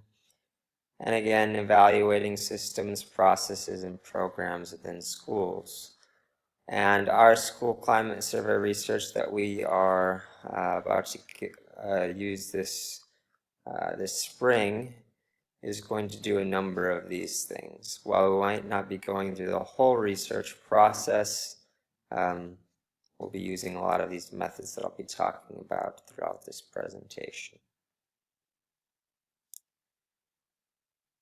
So how did this research design develop? Well, I think we've been using surveys for a long time, and we've been using it in education dating back to 1817, excuse me. And throughout those years, we've started to improve it and make it more modern. And in the 1950s, through from World War I to World War II, a lot of modern surveys began to emerge. We had the invention of the Likert scale, which is a huge innovation with the scale strongly agree to strongly disagree that we still use today in a lot of our survey research designs. And then we had the social research organizations start to come up, and those are kind of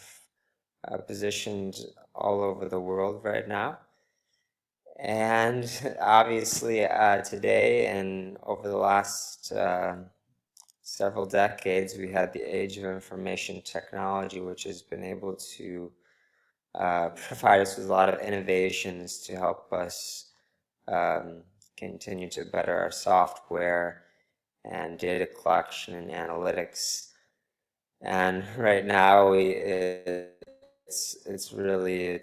capable of really getting real-time data and collection and analytics. I just talked with a company that's doing this right now with school climate surveys, and it's awesome to see that we can get our data in real time, and you can start to see our data being analyzed as well.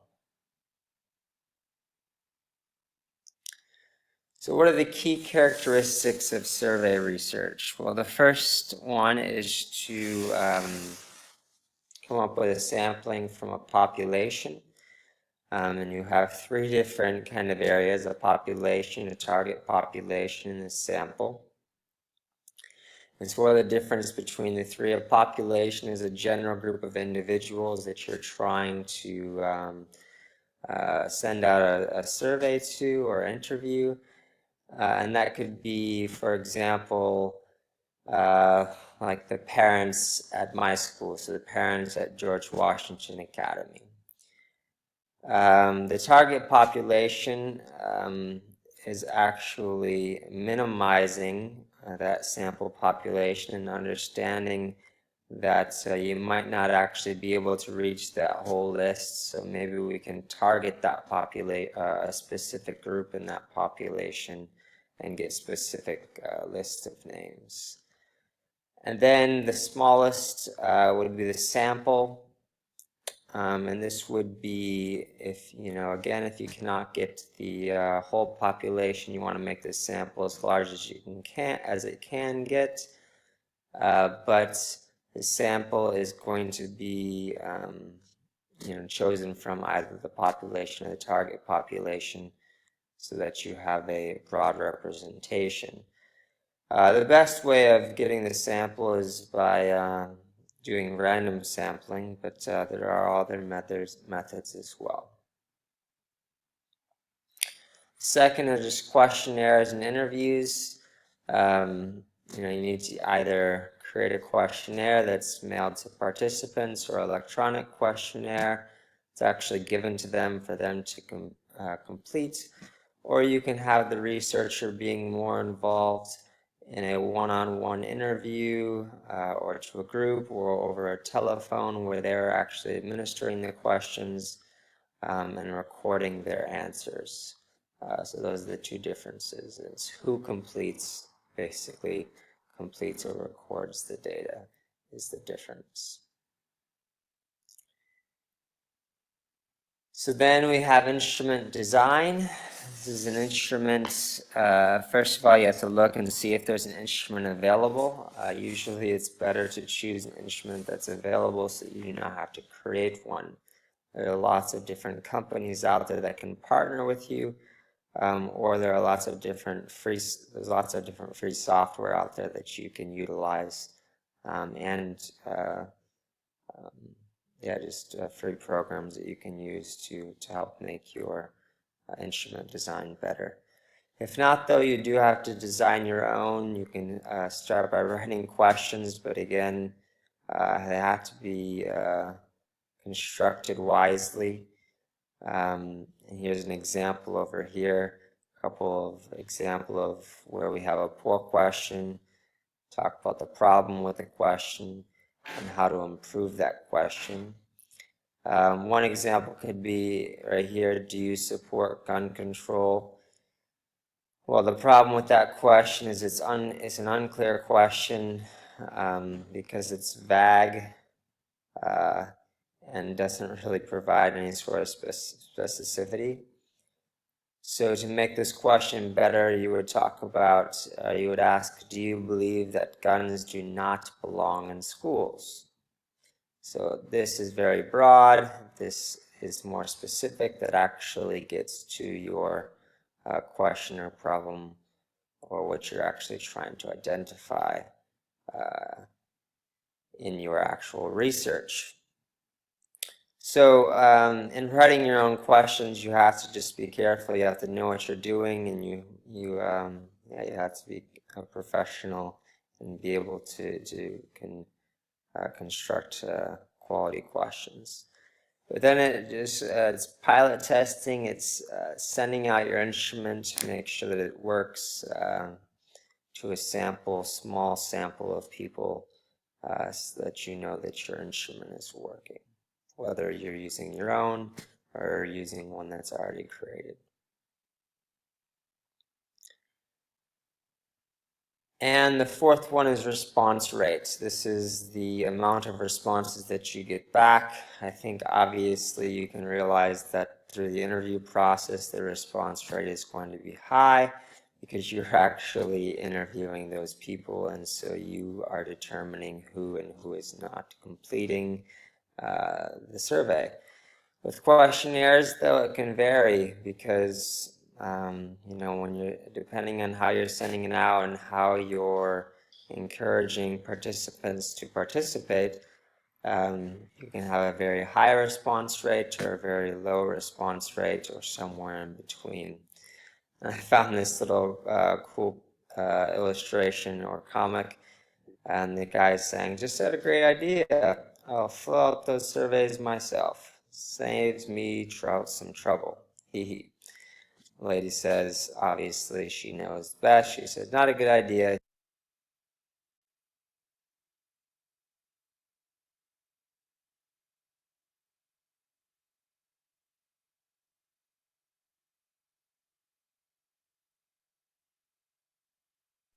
Listen,បាទបិទកាមេរ៉ានេះក៏បានដែរអីអូខេពាក់ព័ន្ធជាមួយនឹងចំណុចនេះតើអ្វីទៅជាគេហៅថា characteristic of survey research design អញ្ចឹងនៅ research របស់អ្នកទាំងអស់គ្នានេះគឺខ្ញុំ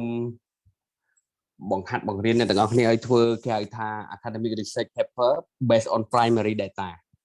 based on primary data ហ្នឹងគឺចង់សំដៅទៅលើថាអ្នកទាំងអស់គ្នាត្រូវធ្វើ survey បាទត្រូវធ្វើ question ឬក៏ធ្វើគេហៅថា key information interview ខ្លះដើម្បីយើងរៀនតេស្តអំពី method របស់យើងដែលរៀនប្រើ instrument ទាំងអស់ហ្នឹងដើម្បីយើងអាចប្រើប្រាស់នាពេលអនាគតសម្រាប់វិស័យការងាររបស់យើងសម្រាប់ វិស័យនានាទាំងអស់គឺ research គឺសំខាន់ណាស់ឥឡូវហ្នឹងគេត្រូវការ research market research eco research អីក៏ដោយអ្នកទាំងអស់គ្នាចេះច្បាស់ទៅលើមូលដ្ឋានវិទ្យា research នេះគឺអ្នកទាំងអស់គ្នាបាទអាចមានមូលដ្ឋានគ្រឹះសម្រាប់ធ្វើការងារផ្សេងៗហើយបង្កើនសមត្ថភាពរបស់ខ្លួនឱកាសការងាររបស់ខ្លួនផងដែរអញ្ចឹងយើងដឹងថាតើ research ហ្នឹងវាចាប់ផ្ដើមពីពេលណាមកវាកើតឡើងតាំងពីឆ្នាំ1800ជាងរហូតវិវត្តក្រោយសង្គ្រាមលោកតមករហូតដល់ឆ្នាំ1950 60វិញគេចាប់ផ្ដើមធ្វើ research បាទកាន់តែធំឡើង sample size អញ្ចឹងនៅក្នុង research អ្វីដែលសំខាន់នៅក្នុង research អ្វីដែលសំខាន់នោះគឺចំនួនប្រជាពលរដ្ឋហើយ sample size ទំហំសំណាក់គំរូបន្ទាប់មកយើងធ្វើ sample អញ្ចឹងអ្នកទាំងអស់គ្នានឹងរៀនបន្តទៀតបន្ថែមទៀតទៅលើគេ sampling method តើ sampling តើធ្វើម៉េចបានជាគេអាចសម្ភាសមនុស្សមួយចំនួនគេធ្វើការស្ទង់មតិចំនួនមនុស្សមួយក្រុមអាចតំណាងឲ្យប្រជាពលរដ្ឋទូទាំងប្រទេសតើគេមានវិធីសាស្ត្រអីហើយវិធីសាស្ត្រនៃការជ្រើសរើសសំណាក់មានបែបបទទម្រង់បែបណាខ្លះអញ្ចឹងនៅក្នុងវីដេអូដែលខ្ញុំផ្ញើជូនអ្នកទាំងអស់គ្នាគឺមាននៅក្នុង link វីដេអូនោះបាទអញ្ចឹងយើងនឹងរៀនបន្តទៀតទៅលើផ្នែកហ្នឹងប៉ុន្តែ sample size នោះយើងនឹងរៀនបន្ថែមនៅក្នុងថ្ងៃនេះ sample size ខ្ញុំគិតថាយើងនឹងរៀននៅថ្ងៃយើងនឹងរៀនក្នុងម៉ោងប្រហែលជា2 រសៀលថ្ងៃនេះនឹងយើងចាប់ផ្ដើមពីម៉ោង3យើងនឹងរៀនពី sampling method questionnaire design នៅលើចំណុចហ្នឹងហើយបន្ទាប់មក plan ថ្ងៃនេះពីម៉ោង3រហូតដល់ម៉ោង5ចូលតាម group discussion ជ្រើសរើសប្រធានបទបង្កើត background of research develop research question research objective បាទហើយនឹង goal និង research objective អ្នកទាំងអស់គ្នាត្រូវមានពេល practice ថ្ងៃហ្នឹងសម្រាប់ពិភាក្សាគ្នាហើយរៀបចំផែនការដើម្បីរៀបចំបង្កើតគេហៅថា questionnaire research question សម្រាប់ទៅប្រមូលទិន្នន័យដើម្បីឆ្លើយតបប្រធានបទរបស់យើងដើម្បីយើង practice បដើហើយអ្នកទាំងអស់គ្នាក៏ត្រូវការពេលវេលាបន្ថែមដើម្បីពិភាក្សាក្រៅម៉ោងក្រៅពីខ្ញុំឲ្យ practice នឹងហើយអ្នកទាំងអស់គ្នាត្រូវរកពេលមួយដើម្បីប្រជុំគ្នាដើម្បីធ្វើកិច្ចការ assignment នេះដើម្បីអាចឆ្លើយតបបានបាទចេះបានហើយបាទពាក់ព័ន្ធចំណុចនេះនៅក្នុង research សំខាន់បំផុតមួយទៀតគឺ response rate អត្រានៃចំនួនអ្នកឆ្លើយតបឧទាហរណ៍យើងប្រមូលទៅយើងធ្វើសម្ភាសយើងប្រមូល sample size សំណាក់ចំនួន 1000 នាក់ស្រាប់តែយើងប្រមូលទៅ response rate វាបានតែ300នាក់ឯងបាទវាបានតែ 30% អញ្ចឹងវាអាចអត់ significant ណាបាទអញ្ចឹងជាទូទៅ response rate សម្រាប់ interview វា high ជាទូទៅគេធ្វើ interview 5នាក់3នាក់10នាក់20នាក់អស់ហើយបាទតាមហ្នឹងដើម្បីជា expert ដើម្បី reference support ប៉ុន្តែបើសិនយើងធ្វើ questionnaire វិញគឺអត្រា response rate ហ្នឹងគឺវាខុសគ្នាពេលខ្លះក៏ច្រើនពេលខ្លះក៏តិចទៅតាមហ្នឹងទៅបាទអាស្រ័យទៅលើគេហៅថាចំណាប់អារម្មណ៍ឬអាស្រ័យទៅលើលិខិតឧទ្ទិសនាមឬក៏ប្រធានបទរបស់យើងដែរអញ្ចឹងមួយទៀតពាក់ព័ន្ធជាមួយនឹងការរើសអើង bias បាទន័យថាការយើងរើសកម្រងសំណួរយើង sample size sampling method របស់យើងខុសយើងបង្កើតជា bias អញ្ចឹងវាធ្វើឲ្យការឆ្លើយតបរបស់យើងការអនុវត្តការស្រាវជ្រាវរបស់យើងមិនឆ្លុះបញ្ចាំងពីលក្ខណៈវិទ្យាសាស្ត្រគ្រប់ជ្រុងជ្រោយទេពីព្រោះថាការស្រាវជ្រាវគឺអ្វីគឺជាដំណើរការនៃការស្វែងរកការពិតទោះបីជាវាវិជ្ជមានឬអវិជ្ជមានក៏ដោយគឺយើងស្វែងរកការពិតបាទការពិតដែលมันអាចបដិសេធបានគឺតាមរយៈ scientific research អញ្ចឹងការបង្កើតកម្រងសំណួរការជ្រើសរើស sampling គំរូតាំងសំណាក់គឺពិតជាសំខាន់ណាស់ ដើម្បីធ្វើអីគេដើម្បីបញ្ជាក់ថាការសិក្សាស្រាវជ្រាវនោះវាឆ្លុះបញ្ចាំងពីការពិតដើម្បីឲ្យអ្នកធ្វើគោលនយោបាយដើម្បីឲ្យអ្នកដឹកនាំឬក៏ស្ថាប័នធ្វើការកែតម្រូវនិងពង្រឹងចំណុចខ្សោយរបស់ខ្លួនបាទធ្វើឲ្យប្រសើរឡើងបាទអញ្ចឹងគោលដៅនៃការស្រាវជ្រាវគឺស្វែងរកការពិតមិនមែនលាក់បាំងការពិតទេបាទស្រាវជ្រាវគឺដើម្បីស្វែងរកការពិត searching for the truth បាទចឹងនេះគឺជាអ្វីមួយដែលវាឆ្លុះបញ្ចាំងគេដែលហៅថាបញ្ហានៅក្នុងការ research design នៅក្នុងទម្រង់បែបនេះចឹងយើងបាទយើងមាននៅក្នុងចំណុចទាំងអស់នេះចឹងខ្ញុំបើកចំហអ្នកទាំងអស់នេះ question and answer បន្តបាទមុននឹងយើងបន្តទៀតចឹងវីដេអូយើងមើលតាមប៉ុណ្ណឹងបាទម៉ានហើយអ្នកទាំងអស់នេះចង់មើលបន្តទៅគាត់ខ្ញុំចង់រំលឹកឲ្យយល់ពីសំខាន់តើនៅក្នុងទម្រង់ research primary data គឺធ្វើម៉េចអញ្ចឹង primary data គឺវាពាក់ព័ន្ធជាមួយនឹងគេហៅថា survey research design គឺសំខាន់បំផុតការសរសេររបស់យើងអាស្រ័យទៅលើទិន្នន័យដែលយើងប្រមូលបានពីសំណាក់ដែលយើងប្រមូលពី interview ដែលយើងប្រមូលបានបើអញ្ចឹងទេយើងអត់មានអីសរសេរទេបាទ copy desk review ដែលយើងផ្អែកទៅលើ literature ដែលយើងអានយើងយកមកយើងចងក្រង concept ការរកឃើញរបស់គេ support ឬ make achievement បាទអ្នកនិពន្ធនេះគាត់ថាចេះអ្នកនិពន្ធនោះថាចោះអញ្ចឹងយើង make judgment យើងធ្វើម៉េច synthesize conclusion យ៉ាងម៉េចបាទវាខុសពី primary research ទិន្នន័យថាម៉េចយើងបកស្រាយតាមហ្នឹងបាទអរគុណច្រើនលើផ្នែកនេះអញ្ចឹងសម្រាប់អ្នកទាំងអស់គ្នាដែលមានសំណួរបាទជើញលោកគ្រូសូមសួរ ស្ដីស្ដាប់ខ្ញុំបានច្បាស់ទេមិញហ្នឹងស្ដាប់បានច្បាស់បា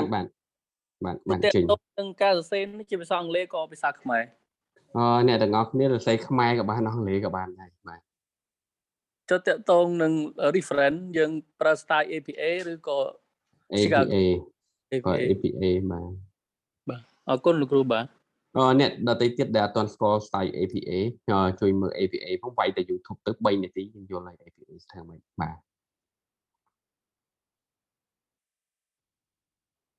សម្រាប់ក្រុមមានសំណួរអីឆ្ងល់នេះពាក់ព័ន្ធជាមួយនឹងប្រធានបទនៅថ្ងៃនេះដែលអ្នកទាំងអស់គ្នាបានកំពុងសិក្សាហើយនេះ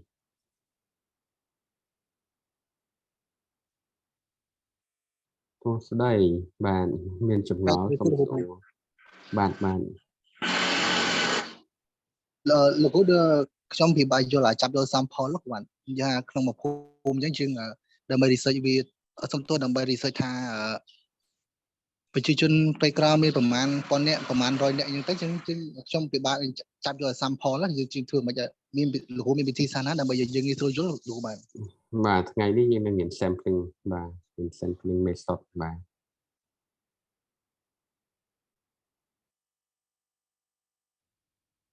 ចឹងវាជាចំណុចបន្ទាប់ទៀតប្រសិនបើយើងនិយាយមិញគេហៅនិយាយពីប្រជាជនក្រីក្រចឹងប្រជាជនក្រីក្រយើងត្រូវការរបាយការណ៍ពី ID pool របាយការណ៍របស់ក្រសួងផែនការបាទតើ ID pool នៅក្នុងប្រព័ន្ធ system ID pool 1 ID pool 2នឹងមានចំនួនប្រមាណស្ថិតិគឺថាមាន2លានគ្រួសារចឹងយើងអាហ្នឹងជា population ដែលបញ្យល់មកអញ្ចឹងណាយើងនឹងរៀនថ្ងៃនេះបន្ថែមទៀតអាហ្នឹងគេហៅថា population ចឹងយើងត្រូវការ2លានគ្រួសារយកមកធ្វើសំណាក់ចឹងហើយវាមាន25ខេត្តក្រុងចឹងតើយើងចង់សិក្សាទៅលើ ID pool នៅក្នុងតំបន់ណាឃុំណាចឹងយើងត្រូវមើលទិន្នន័យដើមរបស់ NIS បាទទៅលើ ID pool និង ID pool នៅក្នុងសង្កាត់ស្ទឹងមានជ័យខណ្ឌមានជ័យចឹងនៅក្នុងខណ្ឌមានជ័យតាមស្ថិតិរបាយការណ៍របស់ ID pool យើងត្រូវមើលអាទិន្នន័យដើមនឹង ID pool ថាមាន 50000 គ្រួសារ ID pool នៅក្នុងខណ្ឌមានជ័យចឹងយើងអា population របស់យើងគឺ 50000 ចឹងយើងយកវិធីសាស្ត្រមកតើយើងជ្រើសរើសសំណាក់ប្រមាណដើម្បីតំណាងឲ្យ 50000 ចឹងគេមានតារាងរបស់គេដើម្បីជ្រើសរើសចឹងណាឬក៏យើងវិធីកណនាតាមរូបមន្តដែលថាតើអា significant របស់យើងយក 1% ឬ 5% បាទជាទូទៅគេយក 5% standard of error ចឹងយើងកណនាមកឃើញប៉ុណ្ណាចាយើងកណនាទៅឃើញថា 50000 សំណាក់វាត្រូវការរហូតដល់300ឬ400ចឹងវាចំណាយថវិកាច្រើនតែយើងទៅធ្វើមិនទៀតបាទចឹងគេមានរូបមន្តដើម្បីកាត់បន្ថយគេហៅថាសំណាក់ចំនួនសំណាក់បន្តទៀតចឹងទៅប្រមាណបានប្រមាណចឹងទៅចឹងអ្វីក៏ដោយវាត្រូវការ data raw data ដើមពី ID pool តែយើងមាន access ទៅលើទិន្នន័យរបស់ ID pool ទេបាទចឹងណាមិនយើងអង្គុយទៅសួរអ្នកភូមិប្រមាណនេះគឺផ្អែកទៅលើទិន្នន័យតែយើងយកពីណាមកពីខ្លះទិន្នន័យខ្លះគេយកពីpopulation census ឥឡូវនេះយើងមាន population census 2021 16លាននាក់អញ្ចឹងបើសិនជាគេធ្វើ survey ជូនទាំងប្រទេសឬក៏កម្រិតណាមួយគេយកផ្អែកទៅលើ population census នឹងយកមកជា report ជារបាយការណ៍យកបាទ Cambodia Economic Census 2021នឹងមិនទាន់ចេញទេគេធ្វើឲ្យអស់ហើយក្រសួងផែនការយើងនឹងដឹងចំនួនសហគ្រាសទូទាំងប្រទេសមានចំនួនប្រមាណ establishment formal informal តូចឬក៏ធំបាទប្រមាណយើងនឹងឃើញនឹងសម្រាប់ professional តែសម្រាប់អ្នកទាំងអស់គ្នា academic research គឺយើងសរសេរទៅលើ report របស់យើងបាទយើងធ្វើគ្រាន់តែធ្វើឲ្យចេះក្បួនបាទធ្វើឲ្យចេះក្បួនទៅបាទអរគុណច្រើនមានសំណួរអីទៀតទេលោកគ្រូចង់សួរបញ្ជាក់បន្តិចទៀតលោកគ្រូរសៀលហ្នឹងដែលយើងនឹងមាន group discussion ហ្នឹង ចឹងអ្វីដែលលោកគ្រូបានបញ្យល់មុនហ្នឹងវាតកតងនឹងការបង្កើតកម្រងសំណួរដើម្បីទទួលបានព័ត៌មានដើម្បីយើងយកមកជា report របាយការណ៍របស់យើងហើយមានជាលក្ខណៈ sampling ហ្នឹងអាហ្នឹងយើងបន្តមកយើងត្រូវទៅសេរបាយការណ៍ជារួមមកហើយ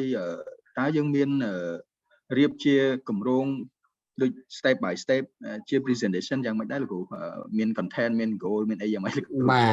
ទថ្ងៃនេះអ្នកទាំងអស់គ្នាអ្វីដែលត្រូវពិភាក្សាគ្នាគម្រោងថ្ងៃនេះគឺយើងត្រូវជ្រើសរើសប្រធានបទនៃការស្រាវជ្រាវអញ្ចឹងអ្នកទាំងអស់គ្នាអាចពិភាក្សាគ្នាផ្អែកទៅលើ problem 3 តើអ្វីជាប្រធានបទបញ្ហាធំហ្នឹងគឺជាប្រធានបទរបស់យើង the main issue the main problem ហ្នឹងគឺជាប្រធានបទរបស់យើងហើយ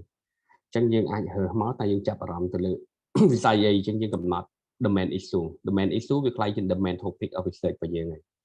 អញ្ចឹងយើងដាក់ឈ្មោះប្រធានបទរបស់យើងមកបានយើងទៅ develop content បាទ introduction part អញ្ចឹងយើង develop របស់វាមកវាមាន model ដូចគ្នាទេអញ្ចឹងបានយើងទៅ develop ទៅលើ introduction part វាមាន background of research អញ្ចឹងយើងទៅ say background មកចែកគ្នាទៅ say background មិនបន្ទាប់មកយើងទៅដល់ research objective តើយើងមាន objective អីខ្លះ research question អីខ្លះដែលយើងចង់សួរអញ្ចឹងណាបាទ goal objective research question ចប់មួយផ្នែកទាំងអស់ហ្នឹងមកបានយើងចូលដល់ research methodology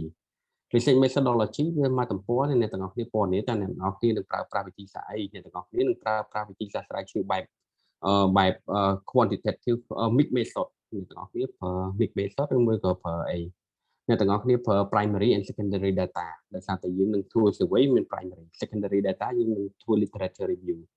អញ្ចឹងយើងប្រើទាំង primary and secondary data គាត់ឲ្យយើងបញ្ជាក់ហ្នឹងទៅក្នុង methodology របស់យើងបន្ទាប់ពីហ្នឹងមកយើងបានអាហ្នឹងអស់ហើយយើងទៅព្យាយាមសិក្សា literature review ចំពោះបន្ទាប់មកពី introduction ហ្នឹងហើយយើងទៅ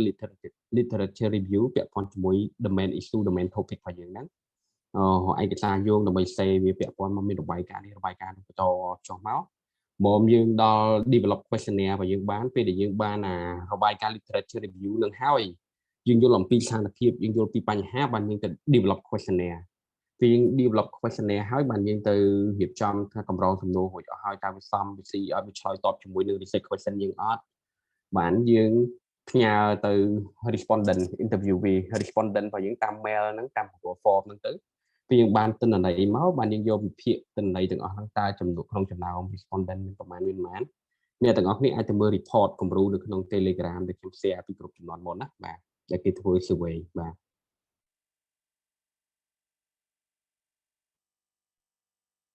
មានសំណួរអីទៀតទេសួស្តីបាទលោកគ្រូមួយទៀតកន្លែងនេះក៏យើងវាស្តៀងនឹងម្សិលមិញដែលយើងធ្វើគ្រប់ discussion តាក់ទងនឹង problem statement វាមាន cost មាន effect ហ្នឹងក៏យើងអាចគូចេញជាតារាងហ្នឹងហើយវិភាគតាមហ្នឹងក៏បានដែរលោកគ្រូអត់ទេអាតារាងហ្នឹងគ្រាន់តែជា brainstorming ហ្នឹងឯងបាទអាហ្នឹងជា brainstorming ខាងក្រៅនៅពេលដែលយើងវិភាគអាហ្នឹងហើយសួរថាវាជាផ្នែកមួយដែលយើងត្រូវសិក្សា factor អាហ្នឹងដើម្បីយើងបង្កើត problem statement ហើយបង្កើត research question ណាអាហ្នឹងហ្នឹងហើយបាទលោកគ្រូបាទលោកគ្រូថ្ងៃយើងនឹងរើសប្រធានបទប៉ុន្តែខ្ញុំចង់បាន guideline លោកគ្រូអញ្ចឹងណាឬក៏លោកគ្រូឲ្យ sample តម្លាក់បោះ form បាទបងជំនាន់មុនមើលតាមហ្នឹងឬមិនលោកគ្រូចឹងនិយាយថាបាទ Telegram ក្នុង Telegram ខ្ញុំ share ឲ្យតាចាអញ្ចឹងយក form តាមហ្នឹងអញ្ចឹងណាលោកគ្រូបាទចាយក form តាម social marketing បាទនៅក្នុងហ្នឹងគេមាន research មួយ social marketing ណាបាទយើងអាចមើល form តាមទម្រង់ form ហ្នឹងទៅរបស់ NIA របស់យើងបាទយក guideline យកទម្រង់តាមហ្នឹងទៅបាទគ្រប់ discussion ហ្នឹងលោកគ្រូម៉ោង session ទី2ហ្នឹងធ្វើភ្លាមហើយធ្វើបទបង្ហាញភ្លាមឬក៏ចាំអាទិត្យក្រោយវាធ្វើតន់ទេបងយើងធ្វើភ្លាមអត់បង្ហាញភ្លាមទេយើងធ្វើហ្នឹងដើម្បី bring direction របស់យើងដើម្បីយើងបានយល់អំពីបញ្ហាហើយយើងមានពេលវេលាដើម្បីក្រុមការងាររបស់យើងហ្នឹងទៅធ្វើ literature review បាទមានពេលអញ្ចឹងណាដល់អាទិត្យក្រោយបានយើងចាប់ដើមបង្ហាញថាយើងមកបានឯខ្លះជាជំហានមកដល់ចំណុចបញ្ចប់របស់យើងបាទ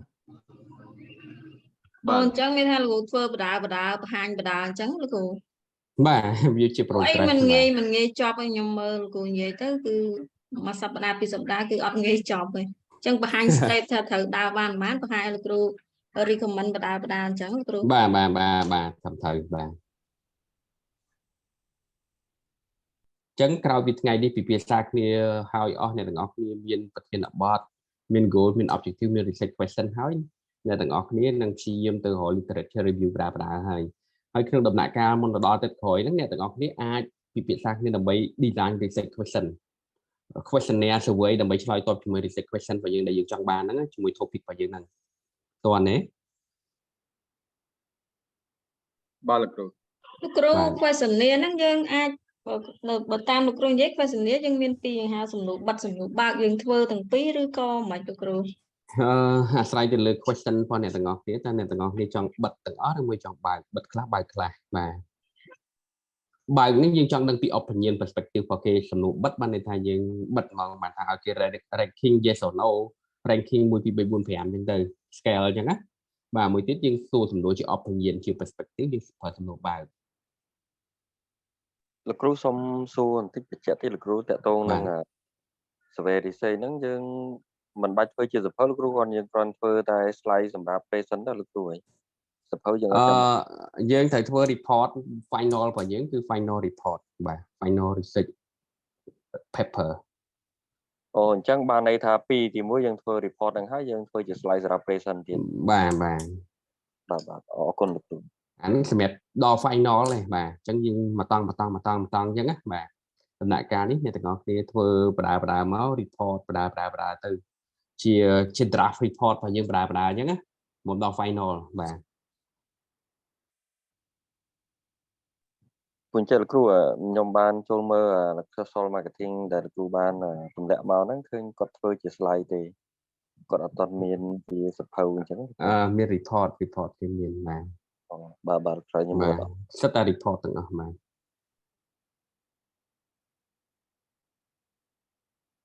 អូខេមិនចាំមើលខ្ញុំឆែកមើលទៀតមិនចាំខ្ញុំ send ទៅយើងបាទក្រុមបន្តទៀតគឺ report ហ្នឹងមាន report អីខ្លះបាទអូខេអញ្ចឹងយើងសម្រាប់ចាស់យើងជួបគ្នាថ្ងៃដែលយើងថ្ងៃនេះយើងនឹងសិក្សាទៅលើ questionnaire ការបង្កើត questionnaire ហើយនឹង sampling method កើតអីបានជា sampling នឹងវាសំខាន់បាទយើងដឹងអំពីវិធីសាស្ត្រវាចុះបាទប៉ុន្តែពេលដែលអ្នកនរគ្នា practice ហ្នឹងគឺ practice អត់បានទេប៉ុន្តែគាត់ថាដឹងថាគេយកសំណាក់មិនដើម្បីឲ្យតំណាងធ្វើអាច generalization បានបើសិនជាសម្ភារឲ្យយើងធ្វើបទបង្ហាញវាមាន bias គឺការស្រាវជ្រាវនេះអត់មានលក្ខណៈវិទ្យាសាស្ត្រអត់មានភាពជាតំណាងទេបានជាគេមានវិធីសាស្ត្រមួយគេចាំបាច់ត្រូវតែជ្រើសរើសគំរូតាំងបានថាមនុស្សគ្រប់គ្នានៅក្នុងសង្គមនោះត្រូវបានជ្រើសរើសដូចគ្នាបាទអញ្ចឹងគេហៅថា sampling method ដែលយើងសិក្សាថ្ងៃនេះអញ្ចឹងអ្នកទាំងអស់គ្នាសម្រាប់សិនចុះជួបគ្នានៅពេលថ្ងៃត្រង់បាទ